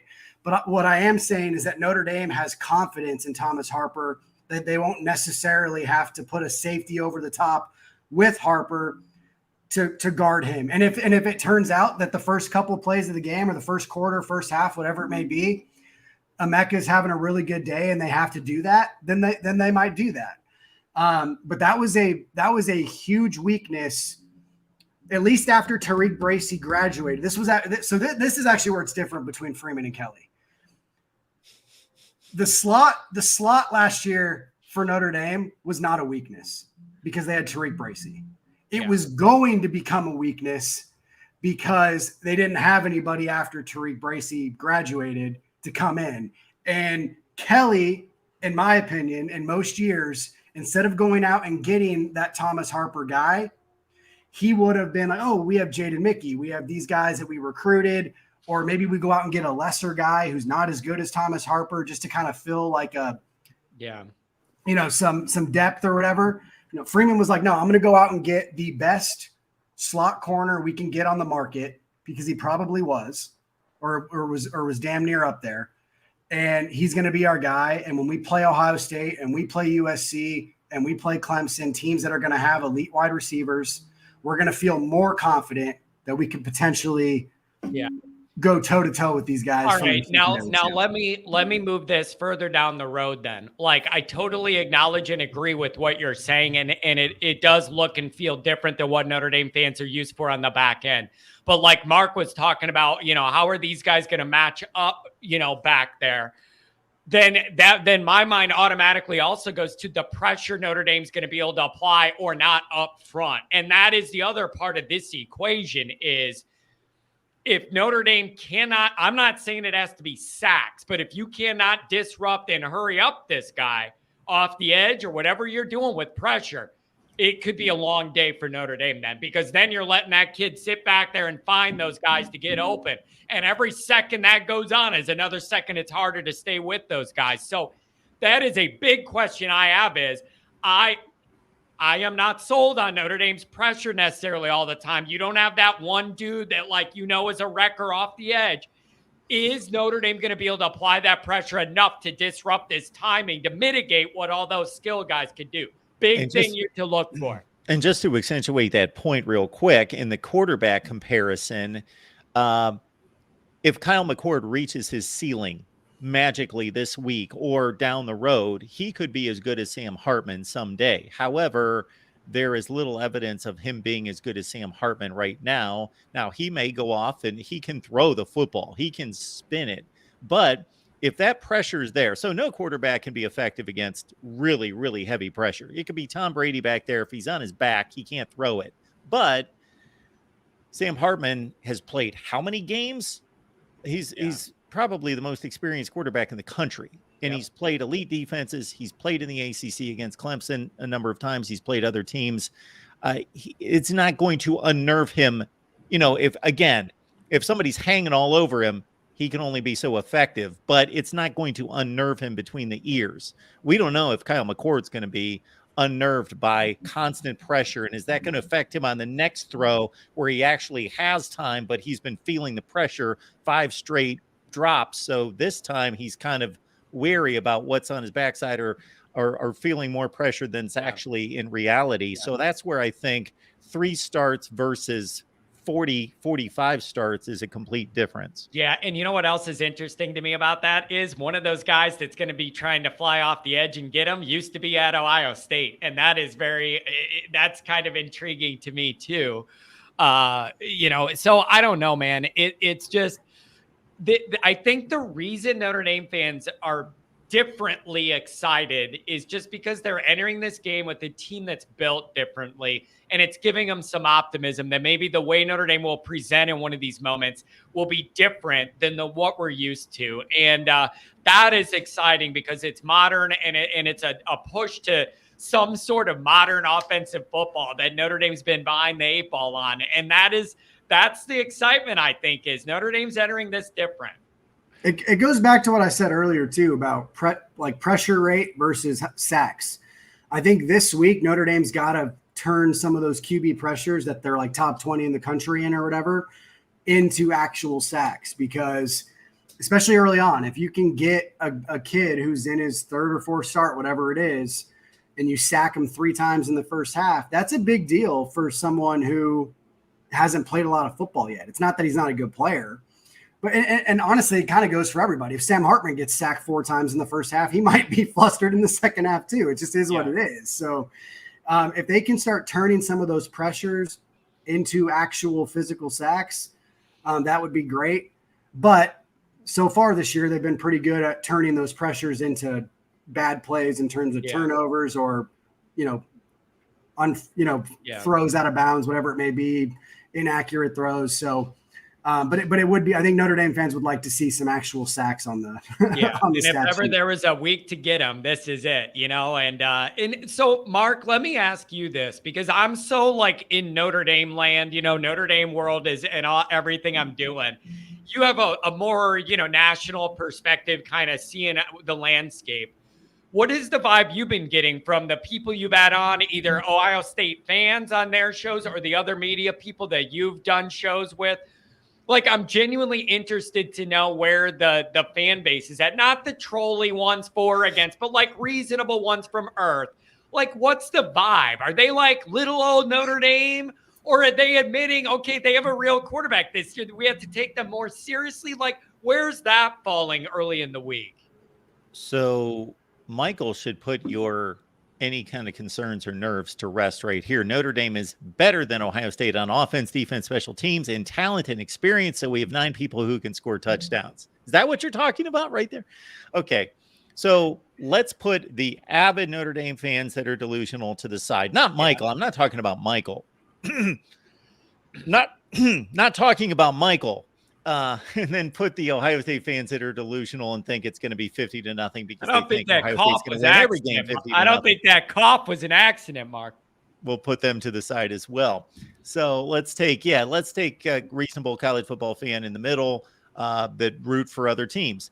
I think it's probably 70-80% Ohio State in that range. But I got to think, if we could wipe our memories clean of recruiting rankings, of what happened last year, of what's happened the last 5 times they've played, of what the perception is about, I think, in fans' minds, teams that look good, that throw the ball all over the field, and that's what Ohio State has been in the past, not necessarily this year yet until last weekend, that they overrate those teams. Those teams get overrated because they're pretty to watch, they're fun to watch. Yeah. And offensive lines aren't sexy. So if you could erase all of that and just go on what we've seen on the field this year, Notre Dame has been a more consistently good team this year. I saw the Navy game start to finish. I saw the NC State game pretty much start to finish. The other games, I got to say, not watching East Tennessee State at all. And I'm not watching you guys beat up on Central Michigan with other games on. But I don't blame you, Mark. So I saw the more important stuff. You couldn't even watch it on NBC, Mark. You had to have the Peacock app, baby, streaming exclusively on the Peacock network. How fancy. Wow. A lot of us are going to be forced to join that at some point. Yeah. Ohio State's got a game against Maryland, I think, on Peacock later. So one point to really make this simplistic is that Ohio State, I believe, was one of the 2 or 3 best teams in the country last year, and Notre Dame was somewhere in the 20 range. However, the day that they played, it was a really good football game that was hard fought and physical, and Ohio State had 2 drives that they just put them away in the fourth quarter and beat them up and ran the ball. But CJ Stroud to Kyle McCord is a decline. Yeah. And then Tyler Buckner, Drew Pine to Sam Hartman is a significant upgrade. And so this looks like a toss-up to me. And if anything, and maybe having seen a little bit more of Ohio State this year, I guess, I saw the Indiana game, I saw the Western Kentucky game. Ohio State, man, they really needed what we saw last week. If they were going into this game off of the Youngstown State game and the Indiana game, my goodness, they looked atrocious on offense much of those games. Now, they kind of like became themselves and what we're used to seeing last weekend. Now, how relevant was that against Western Kentucky? Their offensive line is the key to this game because they have not been good. They were better on Saturday. The tackles have not been great. They lost 2 NFL tackles from 2022. So, man, they have got to block.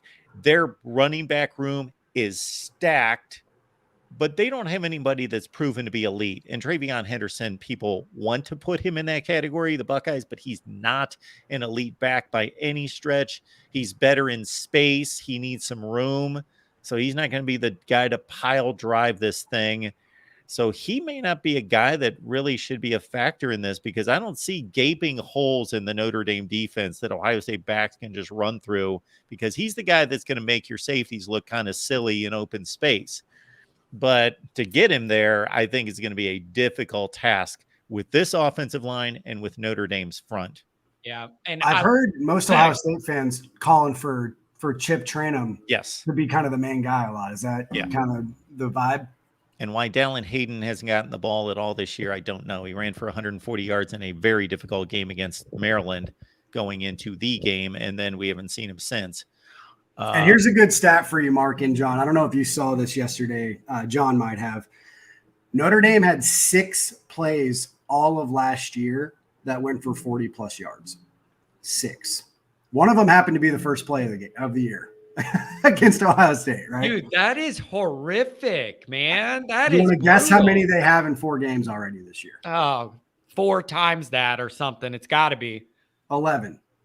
Man, I mean, and that's what I mean when I'm telling you guys, this is all set up differently. Mark, I love what you said about, like, you know, kind of, there's no doubt to me, Ohio State, way more talent, recruiting juggernaut. Everybody knows that. But in this instance, just starting out, Notre Dame fans feel better about the quarterback. Most important position there is on the field.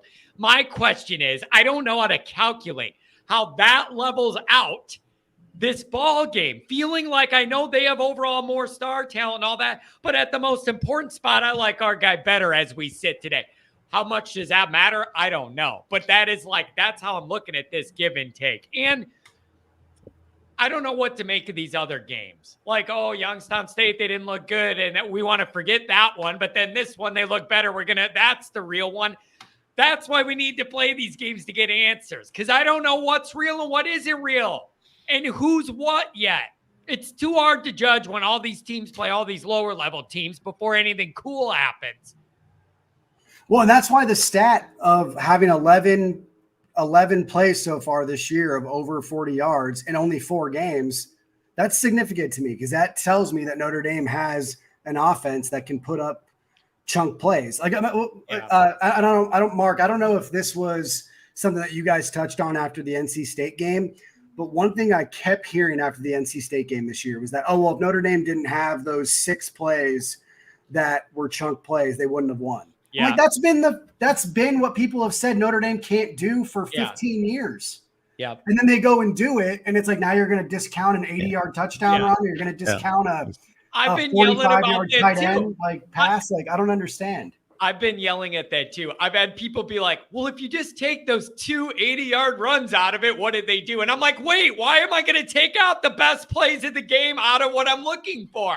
I'm trying to measure it. And they're like, well, take out that huge run. I'm like, why am I going to take it out? It happened. It was a huge play in the game. You can't why would I take it out when I'm analyzing the game? And the most important thing is it means they can do it. And last year they proved they couldn't do it. Exactly. This year they're proving they can do it. Yeah. Nathan, I want to know, what are your feelings on the interior O-line and how I think we feel good about the twin towers of tackle terror on each side. I think we all love that, NFL guys. That's a thought in my mind, though. Those 2 guards and that center, they are going to have a lot to say about how this game goes. What is your comfort level with the interior of Notre Dame's offensive line entering this game? It's funny. Mark knows I brought a lot about this. I brought a lot of this stuff up before he hopped on, so it's awesome. So we're on the same page here. I think overall the interior line has been good. What the problem is that when they've been bad, or when they like that 5%, 10% of the time that they've been bad, it's real been bad. You know it right when you're watching, which isn't good. Like, usually it's okay, guy misses the block, you see it on film. Fans don't even necessarily see it unless they watch the game 3 or 4 times, whatever it may be. But it's that 5 to 10% that they've been bad this year. It's just been noticeable immediately. And so if they can get that to maybe 2% on Saturday, then I think that they're gonna, they'll have a good day protecting Hartman and running the football. But then again, I mean, Ohio State's defensive line is probably one of the best in the country, and they could make a good offensive line look bad just because of how good they are. So we'll see. it will be a good test for Pat Coogan and Rocco Spindler specifically. So hopefully those guys can have a good day on Saturday. BGPO Football Funk, we appreciate your contribution. Hey, guys, thank you so much for that, coming from a Clemson fan. All right, John, appreciate you. Want to make sure everybody heads on to Always Irish. And we got Nathan Urbach here again, Nathan_Urbach on Twitter.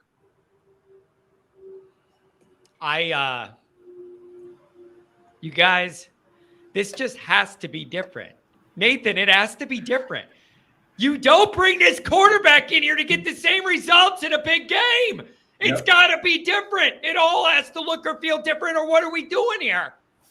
I'm sorry. I was normal for the first half hour of this, but now it's just hitting me. You bring Sam Hartman in here to Notre Dame for this kind of moment, for this. This is it. You don't bring him in there to beat Central Michigan. He comes here for weeks like this. Let me ask you this, Nathan. How much do you think Notre Dame's holding back?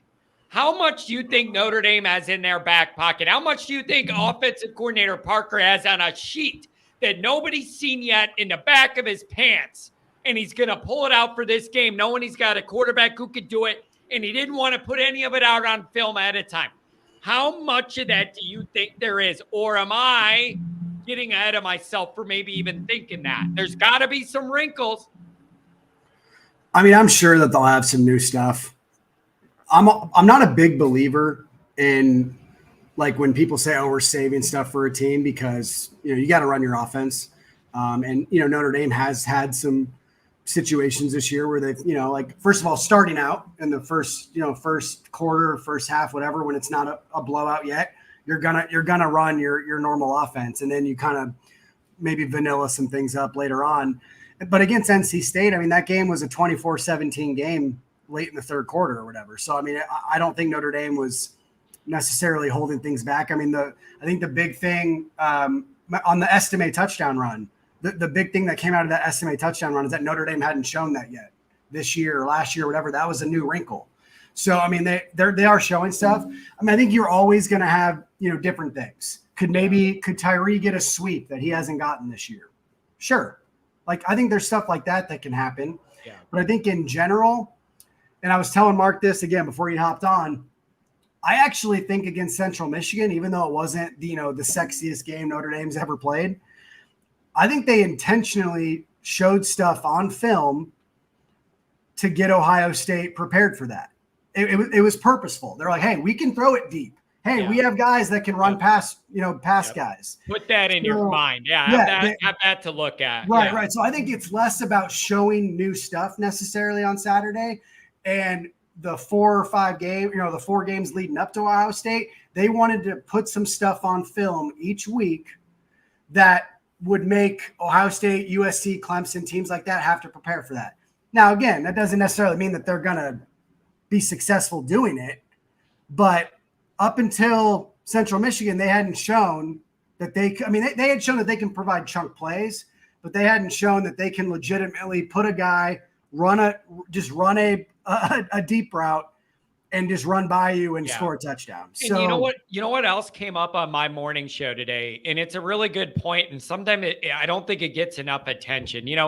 The way Notre Dame's offenses have been built the last bunch of years, if they're scoring a touchdown, usually it's like a 7-minute, 12-play drive, getting down the field, getting some first downs, whatever, here we go.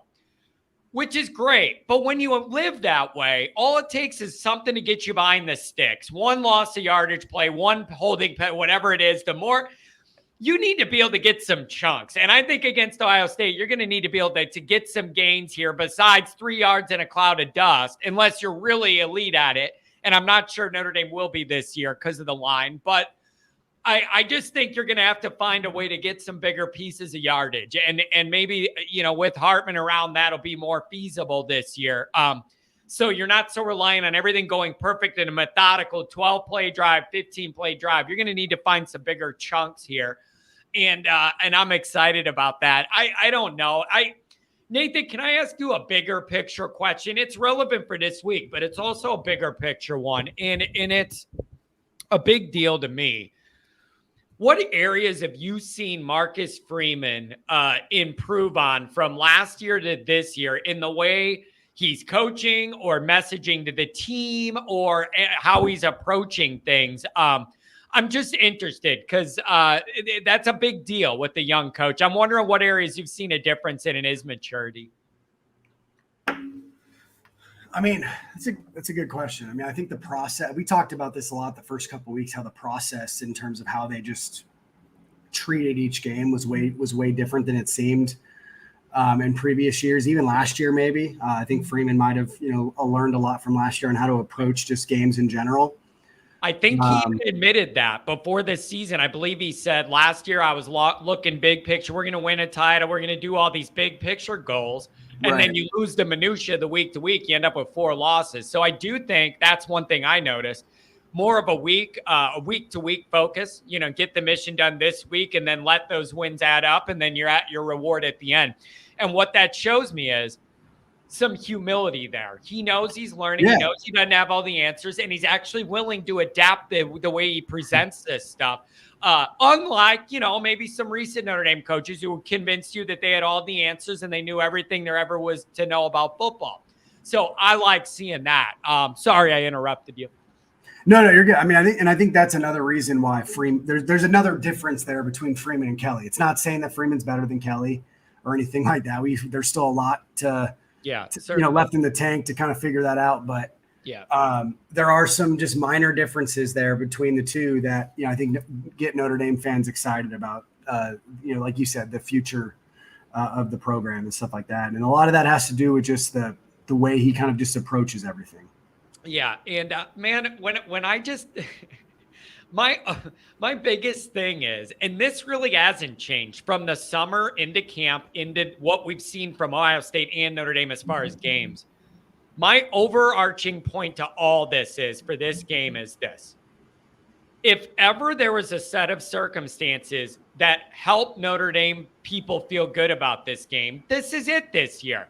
You got these guys coming to your house at a night game. You have the experienced quarterback with the advantage. Like, knowing what Ohio State is and respecting their talent, if any set of circumstances help Notre Dame at all, these are the ones. These are the ones. If you ain't going to get it now, what are we doing this for? Everything. It's the best shot Notre Dame's going to get to do this. And it all lines up. You just got to go play a great game. And it's all right there for you. What are you going to do with it? Well, and I think that's a good point you bring up because, you see a lot of the chat saying that we're overhyping Notre Dame or whatever. And I think we've actually shown a pretty fair representation of what both rosters look like. In general, obviously speaking more about Notre Dame because we know more about Notre Dame than we do Ohio State. But to your point, if Notre Dame doesn't win this game, when are they? Because I don't expect Ohio State to have an inexperienced quarterback who we don't know if he's good or bad yet. Like I think he could. I was a Kyle McCord fan coming out of high school. I think he could absolutely be a really good quarterback. But right now, outside of last week, we haven't seen it. Against good competition. We haven't seen Notre Dame really against good competition yet this year either, but we've seen Sam Hartman produce against good competition in the past, right? You guys, I'm having a really fun time seeing the people that aren't familiar with me asking what's wrong with me. Like, it's so funny to me in the chat. These people, I understand if it's your first time, you might be like, what is wrong with this guy? I promise you, I'm not on any drugs other than caffeine coffee right now. I promise you. But I'm sorry. I realize that's a lot. If you're not used to this, I'm sorry. Yeah. It's just funny.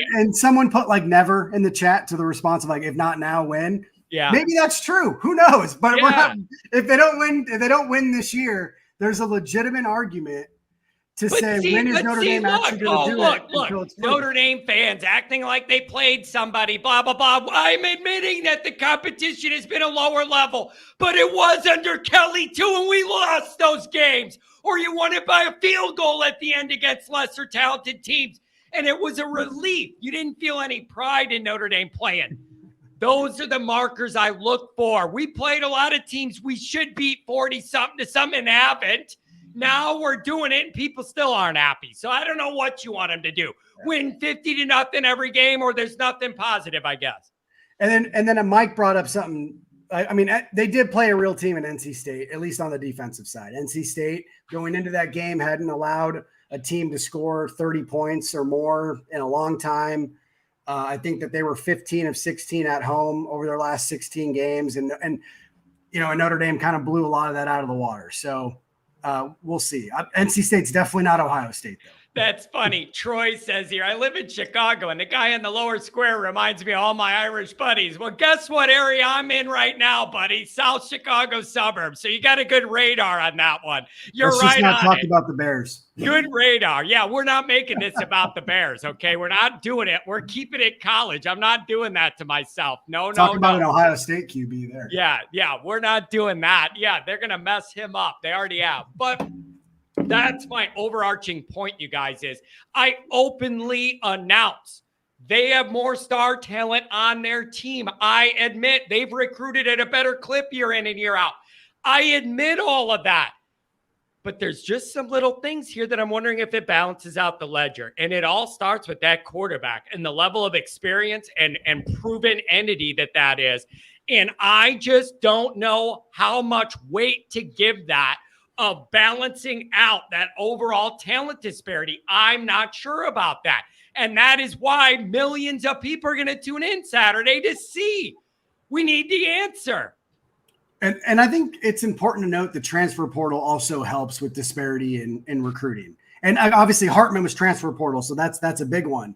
But when you bring in, like we mentioned, when you bring in guys like Thomas Harper, you bring in Javonte Jean-Baptiste, you bring in Antonio Carter, you bring in a couple other guys. Dude, those are guys you're bringing in. This guy's screen name, every time he messages on my show, I can't help it, man. So I just saw that and I thought, what brings an individual to come to that decision, to make that choice? Hilarious. Being hilarious. That's the answer, because that's funny as hell. That's funny. Oh, that's bad. I didn't even notice that. I was talking and I didn't even see that. And I'm like, why is John laughing so hard right now? Dude, every time I see that guy in the chat, I just laugh. Like, I know that's mean, but it's just funny. I'm sorry. Appreciate you. Thank you for the contribution. The Freeman era is not a joke, and ND is legit. And with you guys, Charlie Weiss's last belt loop, apparently. With you guys making the 100 best points that have been made in this conversation, I will say that the comment that flew out of my mouth, and I'd never given it any thought before it just came out of my mouth and evaluating when John asked me about the difference between the two teams last year to this year and what I thought about this matchup, and just thinking about the advantage of, and it's a presumed advantage because we don't know how people are impacted by pressure, and that means physical pressure in their face, the quarterback, or mental, emotional pressure of the crowd, the circumstances, the pass rush from the previous play affecting what's going to happen the rest. But if Notre Dame gets an early pass rush, I'm a type guy that when, John, you're talking about all the unknowns in this game and we got to finally see it, I'm a guy that when I break down games, I go to probabilities. And the probability of a quarterback who's seen everything in 40-some career starts versus a quarterback who has seen very little in 3 to now 4 starts, and the first time in a hostile situation, hostile environment. Apologies to our Hoosier friends there in Bloomington. A hostile with half the crowd wearing scarlet and gray. Hostile environment. I just have to think the probability is that not necessarily that Kyle McCord or that Sam Hartman can throw a better pass with guys hanging off of his shoulder, but that constant pressure won't affect him between the ears as much as it would Kyle McCord. Again, I'm making that presumption. Yeah. And I think that's where, logically, that's where I'm operating from.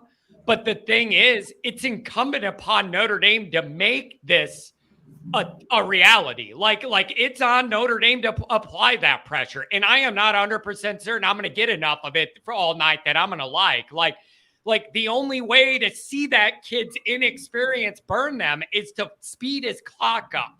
Get after that guy. Show him some different looks, but you got to actually do it.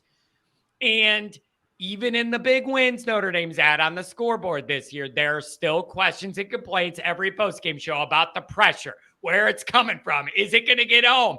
Who you're sending on a blitz, what it looks like when you're calling it. The regular pressure, is it getting there in time? All of it, even in these wins.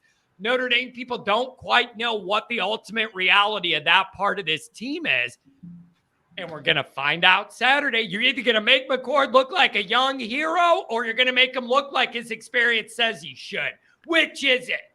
And it's important. I was going to say it's important to note that Notre Dame announced today that Bertrand, DJ Brown, and Gabriel Rubio are all expected back this week. Which there which you is go. big. And that was a big question too, as their availability. You know, it's funny though, man. Oh, JD Bertrand, he's slow. Get him out of there. Get him out there. And then he's hurt. And then everybody go, well, we better get him back. We need him back. It's like, well, which is it? Anybody who calls JD Bertrand slow doesn't know what they're talking about anyway. But Yeah. that's the topic for another day. Go ahead, Mark. Yeah. Because back to the quarterback pressure conversation, the difference on the scoreboard is nothing in these two situations, but the difference in mindset is completely different. Let's say this is a scoring spree, 45-42 kind of game, and somebody's got to score in the last 2 minutes of the game, take their team down the field to score a touchdown or field goal, win the game. But they've been comfortable all day. The defense hasn't provided any resistance. They've got 350 yards passing. Kyle McCord, he's down by 4 points on the scoreboard, but man, he's thrown for 405 yards. He's been comfortable all day. That's a different scenario. Even though the scoreboard difference is exactly the same, he's down 14-10 with 2 minutes left to play, and he hasn't gotten anything done all day. And even though he's still only down 4 points and he needs a touchdown, it hasn't happened all day for him, and it's between his ears. I got 142 yards passing. I'm 11 of 24. My defense has kept me in this game. Now I got to go do it, and I haven't proven anything all day. Yeah, there's a confidence level there. I think as a Notre Dame fan, I would be more confident up 7 with 2 minutes left if it was lower scoring than if it was Clemson of 2020 when both teams were up and down the field scoring at will. And obviously Notre Dame ended up winning that Clemson game that I'm talking about in 2020, where it was like 47-40 in overtime or whatever it was. I would feel a lot more confident if it was a game closer to last year, but in reverse, essentially, where Notre Dame's the team in the fourth quarter that's kind of bullying you a little bit. They end up getting up by 7 or 10 or something like that. And then you wouldn't have the confidence that McCord could do it because he hasn't done it all day. If it's 35-31 with 2 minutes left and Ohio State has the ball, I'm not going to have any confidence that Notre Dame wins that game. Yeah. And the other thing is talking about, especially on Ohio State's side and McCord and this environment being really the first, of this being his team at this level. The other thing it makes me think about is the start and how important I think it is. You're going to have that engaged Notre Dame crowd. They're going to be drinking all day. We're pulling out the green jerseys. Like Notre Dame, that's a production now. They got an in-house DJ. They're going to have the Jumbotron bounce, everything. I'm an old guy, but that's what they do now. I couldn't believe it when I was sitting at the game and they got a DJ on the sideline mixing turntables, and I'm over here with the Four Horsemen in my mind, and here we are mixing records on the sideline during the TV timeout. It's just a new world that's passed me by. But that start, you're going to have that ramp up of emotion. The Notre Dame people are going to be into it. The green jerseys, the whole build up. And if Notre Dame could somehow get off to even a decent start, it doesn't even have to be a great start, but a decent one will be enough for Notre Dame fans. We're in this all night, and this is the real deal. And I'm excited to see if they could do that and apply some further pressure to Ohio State, specifically McCord, and see if you could crank up and make his wheels spin a little quicker than he wants. I don't know if we're going to do it or not, but it's an angle. John, I have a question for you, and I actually I've been on here for almost 2 hours now. I got to hop off and get to work. I know. I got to bring my kid to school too. Hold on. Right. My question, you mentioned earlier, like, will Notre Dame bring anything new to Ohio State? And I guess it's kind of a question and a comment. Do you think that it's going to be less of what they bring that's new from like a play calling standpoint on either side of the football, and maybe more about what they bring that's new personnel wise? Because I have a feeling, and I've been saying this all offseason, the first 4 weeks of the year. I want to see where this is going. Yeah, like you have guys like Jadarian Price, Jeremiah Love.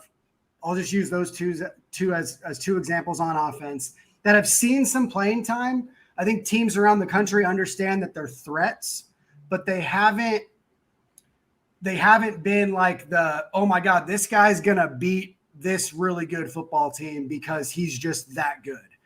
And I think that's one thing that Notre Dame can bring to the equation on Saturday is the fact that they have some guys that they haven't really used too much versus the actual play calling aspect of offense or defense. Yeah, that does make sense to me. I do want to see, though, I got to think Parker has a couple little plays that if he gets the right look, he's going to try and sneak up on him, whether that be something tricky with like a Chris Tyree and how speedy he is, get him in somewhere where nobody's looking and you're off, whatever. I think there's going to be a couple things they'll try if they get the right look as far as like, trying to do something with that. But I think it's more about just executing what you are trying to do and making sure you do it soundly. I get Notre Dame's going to need to run the ball a little bit, you guys. They're going to have to make any of this on the Notre Dame does not have a good history. You want to talk about John yelling. Notre Dame does not have a good history of O-line you, let's brag about it. And then you get in the biggest game of the year and you rush it for 42 yards. That ain't O-line you. O-line you plays the best against the best. We've never had that in any of these big games. Can you actually run the ball and open up everything else? I'm waiting to see it for about 15 years. I'm with you. Nathan and I talked earlier, and I got to respect your time, and I know you guys got to go. I'll make this one statement, and then you guys can have the parting shots. Mark, just leave this thread open all week, and we'll just come in here all week. Exactly. We'll keep it running. Every time I get a new idea, I'll run downstairs and just start yelling again. Just keep the stream up all week. You guys are welcome anytime. All you have to do is text me. Welcome anytime. But that's a good idea. Keep the stream going all the time. Yeah. Michael, so Nathan and I talked about this earlier in regards to the fan base and the trolling and the back and forth and the message boards all off season. And it's amazing because, again, these are two of the biggest brands in sports, not just in college football. And they're 3 or 4 hours apart and they hardly ever play. And it's more of a rivalry off the field than on the field. And we get to see them here back-to-back seasons. But Michael, this is where I go with this. And Michael, we appreciate you being here. Love that you join a ton of shows here at the Voice of College Football. But when you say, I guarantee, that's where I have to stop you and say that's idiocy to guarantee anything. Yeah. You think, you believe, absolutely, that Kyle McCord's going to have difficulty running a 2-minute drill flawlessly. Absolutely. Desperately hope. Believe that. Yeah. That makes it's logical for you to think that, but for you to guarantee it, just like John last week or a couple of weeks ago before the NC State game, people misconstrued because we did an NC State preview with an NC State guy. And I had the audacity to say that NC State had a 15% chance of winning, 15% chance of winning, that Notre Dame fans were saying, it's impossible. It's impossible. They can't win. And I came back and I tweeted this out and I said, you people are morons that say it's impossible to win a game. That you're a 7.5 point favorite. You've been wrangling up the Notre Dame fans. I've got multiple messages. I'm just telling you, buddy, the last couple of weeks, I've had multiple people say, I know you're friends with him and you've been on. What the hell is his problem? He's coming at us. What are you doing to my people, Mark? What are you doing to my Notre Dame people? Defend yourself. Okay. I've got 2 T-shirts that we're in the process of making. One is going to be a fan, just don't be a dumb fan, because that's what we run into. And that's part of our mission here in life, John, at the Voice of College Football, to educate fans. Don't be a dumb fan, be a fan. That means you can be biased, you can be crazy and all that, but don't be a dumb fan. Number 2, I don't care about your team. So that's our second statement here at the Voice of College Football. We're going to print up shirts. I don't care about your team. A lot of people think I hate their. No, wait. We got to clarify this. So you mean that generally speaking about Yes. all teams to apply for it? So you're trying to maintain your neutrality here as the national show, hitting all the. Mark, I'm telling you, these people feel like you're coming at Notre Dame, man. I've been getting those messages. You need to get on with Mark and yell at him for treating us. Here's my take. Down to us. Here's my take. Mark doesn't care about your team, but he also doesn't care about anybody else's team. Exactly. That's the point. I had Florida State fans a couple of weeks ago. You hate us. I had Miami fans all the time. You hate us. I'm like, are you kidding me? I have over predicted your team like 5 consecutive years. I keep saying you're going to go 8-4, 9-3, and you keep throwing 5 and 7s. And I hate your team. No, you people are morons for saying that. What are you talking about? I don't care about your team. Yeah. I love college football. I love the team that I root for.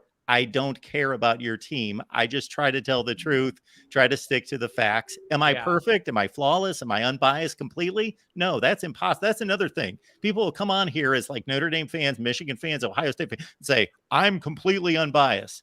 No, you're a liar, or you just don't understand physiology. No. You guys, I mean it. I really am unbiased. I'm neutral, man. I just stay out of it. You know, I'm just calling out. I see it. I have no angle. I promise. I am Mr. Unbiased, and that's what people say. But I don't even say I can be unbiased. It's impossible. We're humans. We have emotions. Of course, we're biased. You know, the other one, Mark, is it's one thing if they go, Mark said this about Notre Dame. Some of the people were complaining about the people you had on and what they said. And I'm like, now you not only want Mark to control what he says, but what the guest says too. I don't have an answer for that.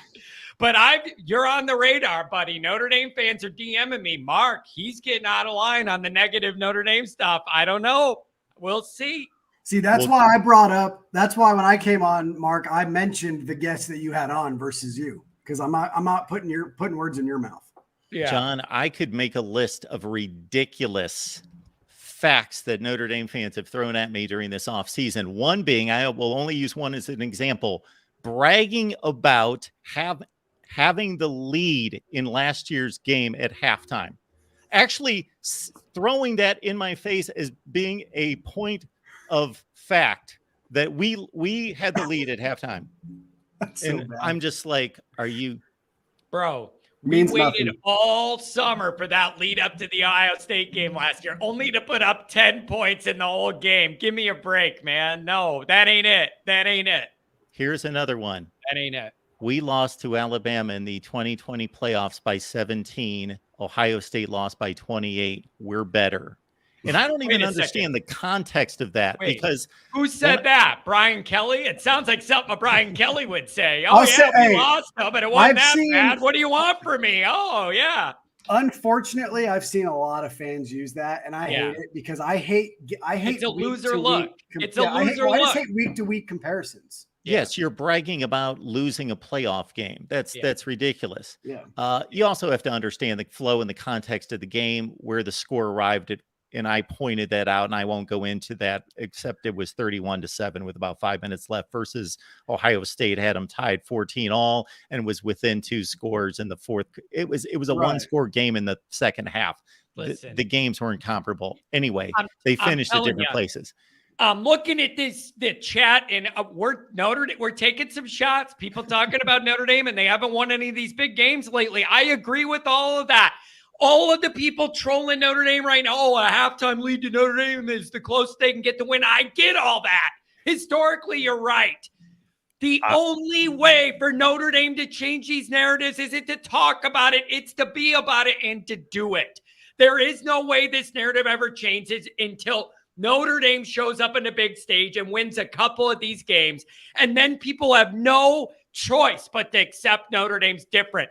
There is nothing else you could do. You got to physically do it to change the narrative. That's it. And to that point, it doesn't matter if they win 13-10 or they blow them out or it's high scoring for both teams, whatever it is. I don't care if Sam Hartman throws 4 interceptions on Saturday night. If Notre Dame wins 13-10, I'm happy. People are going to have to respect them because they beat a team that's number 6 or whatever right now. And it, like you said, Mark, has been a consistently better football program over the last 30 to 40 years, whatever it may be. Like the final score doesn't matter. And the final comment I will make about having arguments with people on here and on Twitter is this is another thing that gets me. Stick to your argument. So I like to have a framework for the argument. Are we talking about 2023? We talking about historical going all the way back to the Four Horsemen and Woody You're Hayes way too logical. No, you're way too logical for this. That's not how I get it. Yes, I am, because I always like to say just give me the debate and I will go from there. But you got to stay within the parameters. You can't be saying we're talking about 2023 and then all to say we won a national championship in 1932. Stay within the parameters of the argument. The time frames of college football arguments are hilarious. People will go back only until like their team's last loss or something, and like they'll skip windows of time to make it fit the narrative. It is wild, man. But listen, this is why we love college football, though. All of this atmosphere, all of this dynamic, all the people that come together and debate and everything. It's all out of a common love of this sport, and it is a beautiful thing, and I'm glad to have it back. I keep saying one more and one more and one more. And you guys, this doesn't relate to Notre Dame, but this relates to one of your favorite schools and football programs, Michigan. I posted something that never got this kind of response ever. I've never had, I forget the number of retweets was like at 300 and 3,000 likes or something like that. Anyway, because I'm not a big Twitter guy, I don't have a huge following, but I stated, this is the Ohio State Michigan rivalry in a nutshell. This is fact. If you are 3 years old or less, you can brag about being a Michigan fan. If you're over 100, you can brag about being a Michigan fan. If you're between 3 and 100, Ohio State's got the argument. And oh man, recency bias. Recency. But what about the last 2 years, Mark? Exactly. If you're 3 years old, then you can brag about being a Michigan fan against Ohio State. All right. Oh, man, this is fun, you guys, man. This is fun. I loved it, man. This is the weeks. These are the type of weeks everybody waits for all summer and the dog days of summer. You're like, just give me football. It's finally here. And then we're going to have a lot to react to when this is all done too. We'll maybe have a better idea where everybody's heading and we could get into that more. This is exciting. I appreciate being here, you guys. Nathan, good to be back with you. And Mark, you know me and John, regardless if Notre Dame wins or loses, regardless if it's a blowout or whatever, you know, we'll be happy to come on and talk about it. We're not going to be afraid to do it. You guys might have a bigger game than you thought. Duke's coming on that schedule. Can I worry about one problem at a time, Mark? Don't get me started about the trappiest trap of all damn traps. I can promise you, Let me worry about one thing at a time. I promise you Notre Dame's not thinking about Duke right now. Yeah, let me worry about one thing at a time, because whether the emotions are high, like on the good side or the bad side, they're going to be running on low. So let me worry about one problem at a time, Mark. I don't appreciate you adding an extra worry to my brain at the end of this. The letdown. Nathan Urbach, it's Nathan_Urbach. Nathan, is there anything else we need to know? Nope. There it is, folks. Follow Nathan. There could be some other things headed down the line. So you want to follow Nathan and his takes on Notre Dame, baseball, everything else. The Cubs, I don't even know where they are right now in the National League Central Division. We don't talk about baseball anymore on the Twitter. I've deleted every tweet about baseball. Oh, wow. Okay. That's gotta keep that professional. And then we've got John, of course, from Always Irish, John Kennedy. And John, let people know where to find you and the best way to connect with you. Obviously, YouTube, Always Irish, Twitter, Always Irish, Instagram, Facebook, USA Today, Fighting Irish Wire, got articles there. Every other day, usually I'll post an article there. Call-in schedule for this week. Wednesday morning, 9 a.m. Central. Friday morning, 9 a.m. Central. We're going to go live Friday night, too. A pregame. That's going to be a pregame party. Everybody have a couple cold ones. Talk it out. Get your worries out of the way Friday night. And then we'll go live 1 minute after the game as well. So, but everything's on YouTube, Always Irish, and you'll find it all from there. One other twist comes to mind that just processed through my head. My preseason prediction, Notre Dame wins this game and Ohio State wins the national championship. Now let that play with your mind a little bit. Mark, I like it. You're a jerk. Look at what you're doing to me. You're twisting my mind. Come on. You would do that. That is so down the line fair, Mark. That's such a Mark Rogers-y thing to do. John Kennedy, always Irish. Nathan Erbach. These are two of the best. We had such a good time. Appreciate you guys. You're phenomenal. You're welcome back anytime. And you guys have a great week. And John, remember, whatever you need to do to just keep it. It's not good for you. I'm telling We're looking you, out for you. I'll text him throughout the week and get him. I'm just excited, man. This is what we wait for. So you have my regular plus a little extra. All right, folks. You're going to see me next at 6 p.m. Eastern Time, the Big Ten live show. There you go. All right, folks. See you next time. Have a good one, everybody.